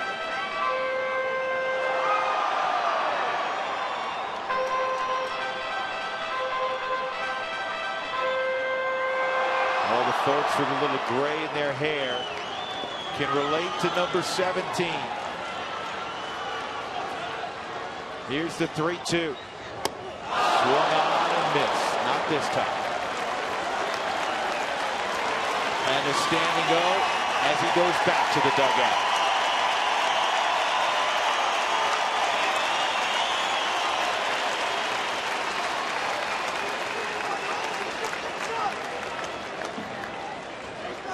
Even Walt Weiss quietly applauded and then slapped Todd on the back as he walked by.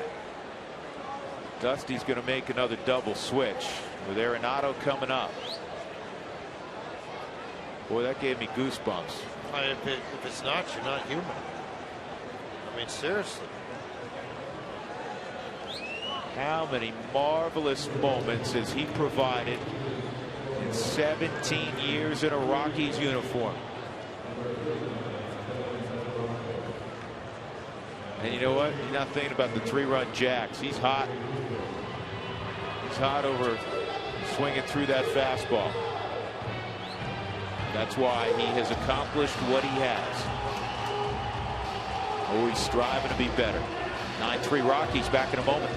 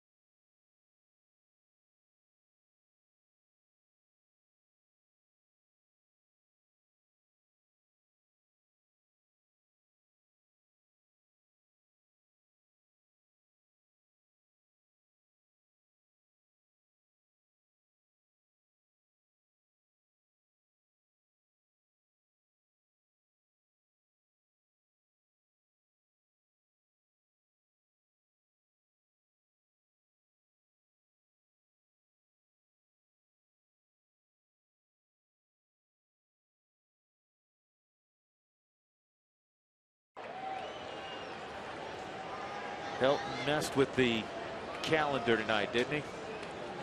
Flash back to about circa 2000. Devin Mesoraco is behind the plate. J.J. Hoover's now on the hill. Ryan Hannigan's out of there.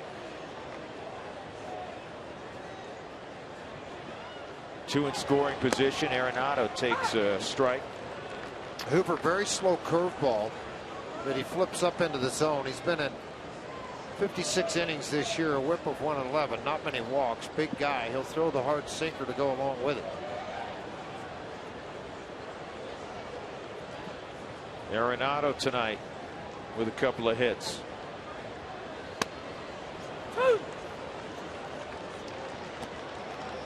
Rockies with 19 hits tonight.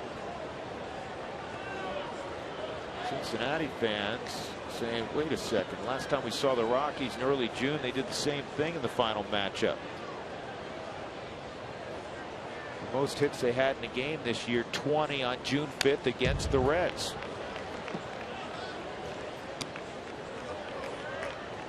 It's 39 hits over 2 games, George. That's pretty good. That's good if it's slow pitch softball. That's good if you're not a Red.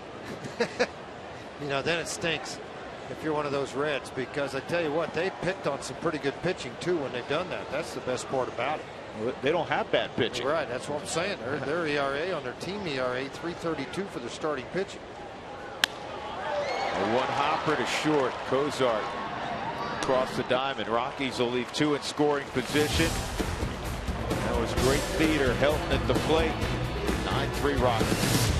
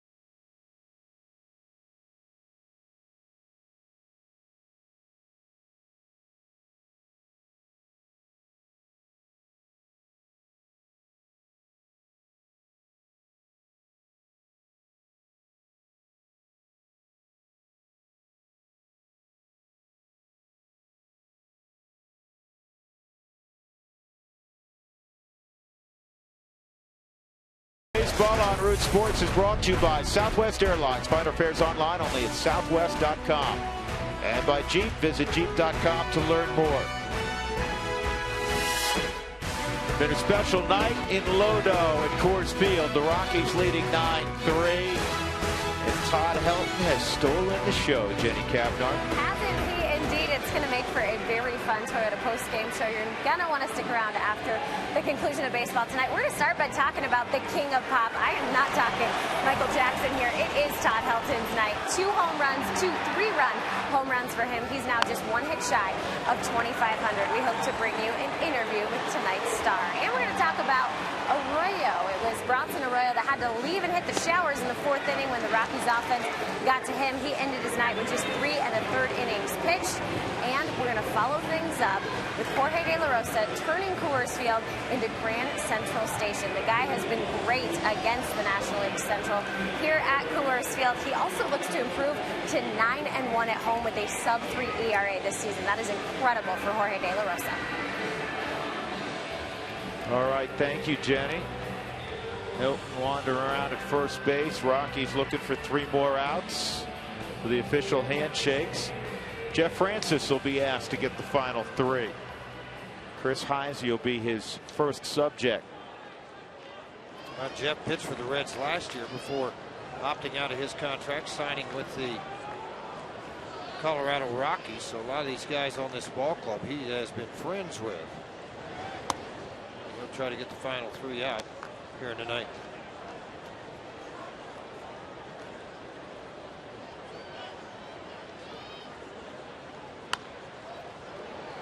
And a pop to shallow right center, and it's going to drop in no man's land.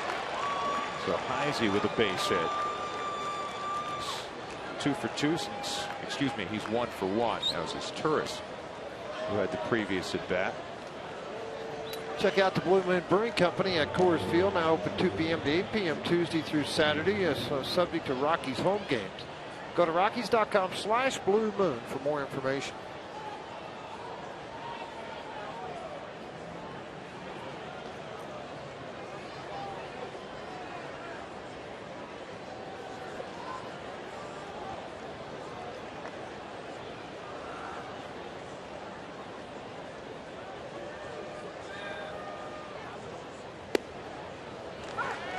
Shin-Sin Chu 0 for 4 tonight for the gifted center fielder for Cincinnati. He was at a disadvantage tonight. He made that great catch, Robin Dickerson, and the reason I'm saying he was at a disadvantage, George, is this is his first time playing at Coors Field. Pulled down the line, fair. All of a sudden, Adrian Johnson looked like he was going to put his hands up, and he said fair ball. Elton not very happy with the call either. I think he may have something to say when it's all said and done here. Walt Weiss going to come out right now immediately out of the dugout. And I'm not sure Adrian saw this play, only because he had his back turned trying to get out of the way of the baseball. And that's what Walt's going to ask him.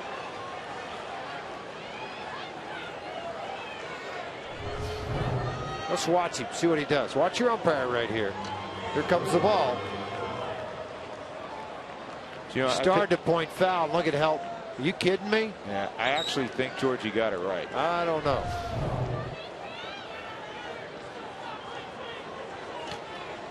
I thought it went over the inside part of the bag. That's tough, I think, for an umpire when the ball's coming right at you. You got to make the inside part of fair territory, or just right over the outside and we're straight down the line. Wait, tell me where I thought the ball went over. Yeah, let's look at it again right here. The inside part of the bag. See, if it got anything, it got right out there on that corner of the bag out there. If anything, that ball's hooking in a hurry. Yeah, tough though on an umpire. He's got to move and make the call at the same time. Second and third, nobody out. Brandon Phillips. I was saying Chu was at a disadvantage. First game at Coors Field, and it rained for a while late this afternoon. So there was no BP on the field, so he can't go and track balls in the outfield and get a feel for cavernous center field and the flight of the ball at altitude. Here's the 1-0, 2-0.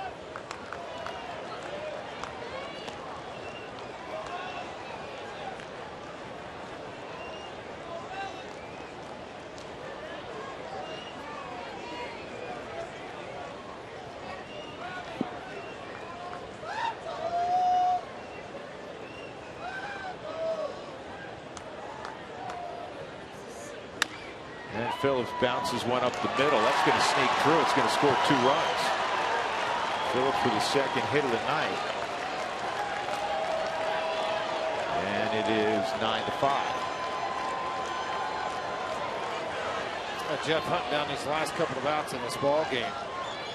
2 balls have not been hard. One a questionable call down the line at first, and all of a sudden you got 2 runs down and a 4-run lead. What it's going to do is going to get Rex Brothers up down in the bullpen and have him start playing catch here pretty quick. Yeah, which is the last thing you want to do when you're trying to save it. When you got a 6-run lead.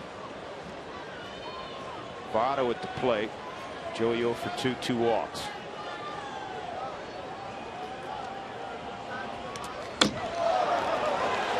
Ricochet. Wow. Now Walt's going to have to go out and chew this time on Brian O'Nora. The inning lasts long enough, and we hope it does, and you may get the whole crew. That ricocheted right to Willeen, who threw a perfect strike to Tulowitzki. Well, I think Brian O'Nora missed this one. I'm going to tell you. Good hustle. This ball shot right back. You're going to see the fantastic arm of Willeen. Now watch. You're going to see it here. Ball's caught. Hands in. He's tagged. He slid right into it. Watch. He's caught the baseball. Watch where he is right here. He slid right into the glove. He's out. It bent his fingers back. Wow. Well, maybe next year at this time, video replay would overturn that. Votto almost came out of his uniform swinging at that. 1-1. Wild pitch is how you score that. And there's two guys warming up in the Rockies bullpen, Wilton Lopez and Rex Brothers. Wilton Lopez is ready in 4 pitches, folks. That's why he's warming up, to get one out till Rex can get there. Takes Rex a little bit longer to get loose. This will get an out. Good play by DJ.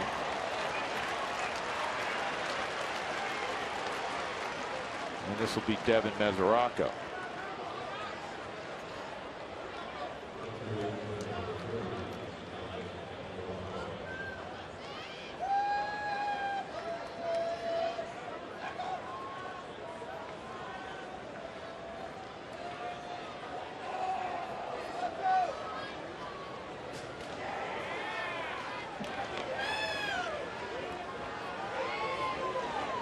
Curveball for a strike. Well received by Rosario.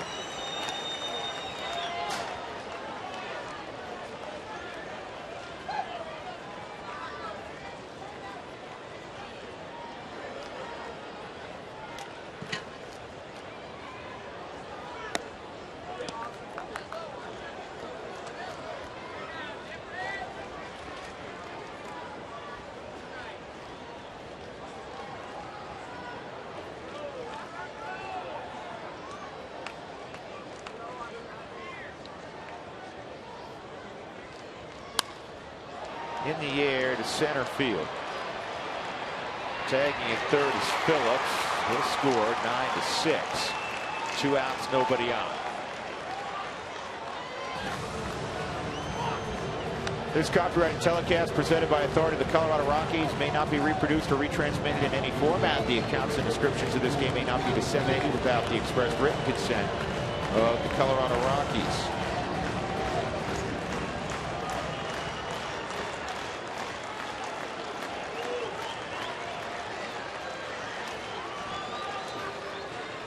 Jay Bruce takes ball 1. Bruce a double tonight. A couple of strikeouts, also a walk.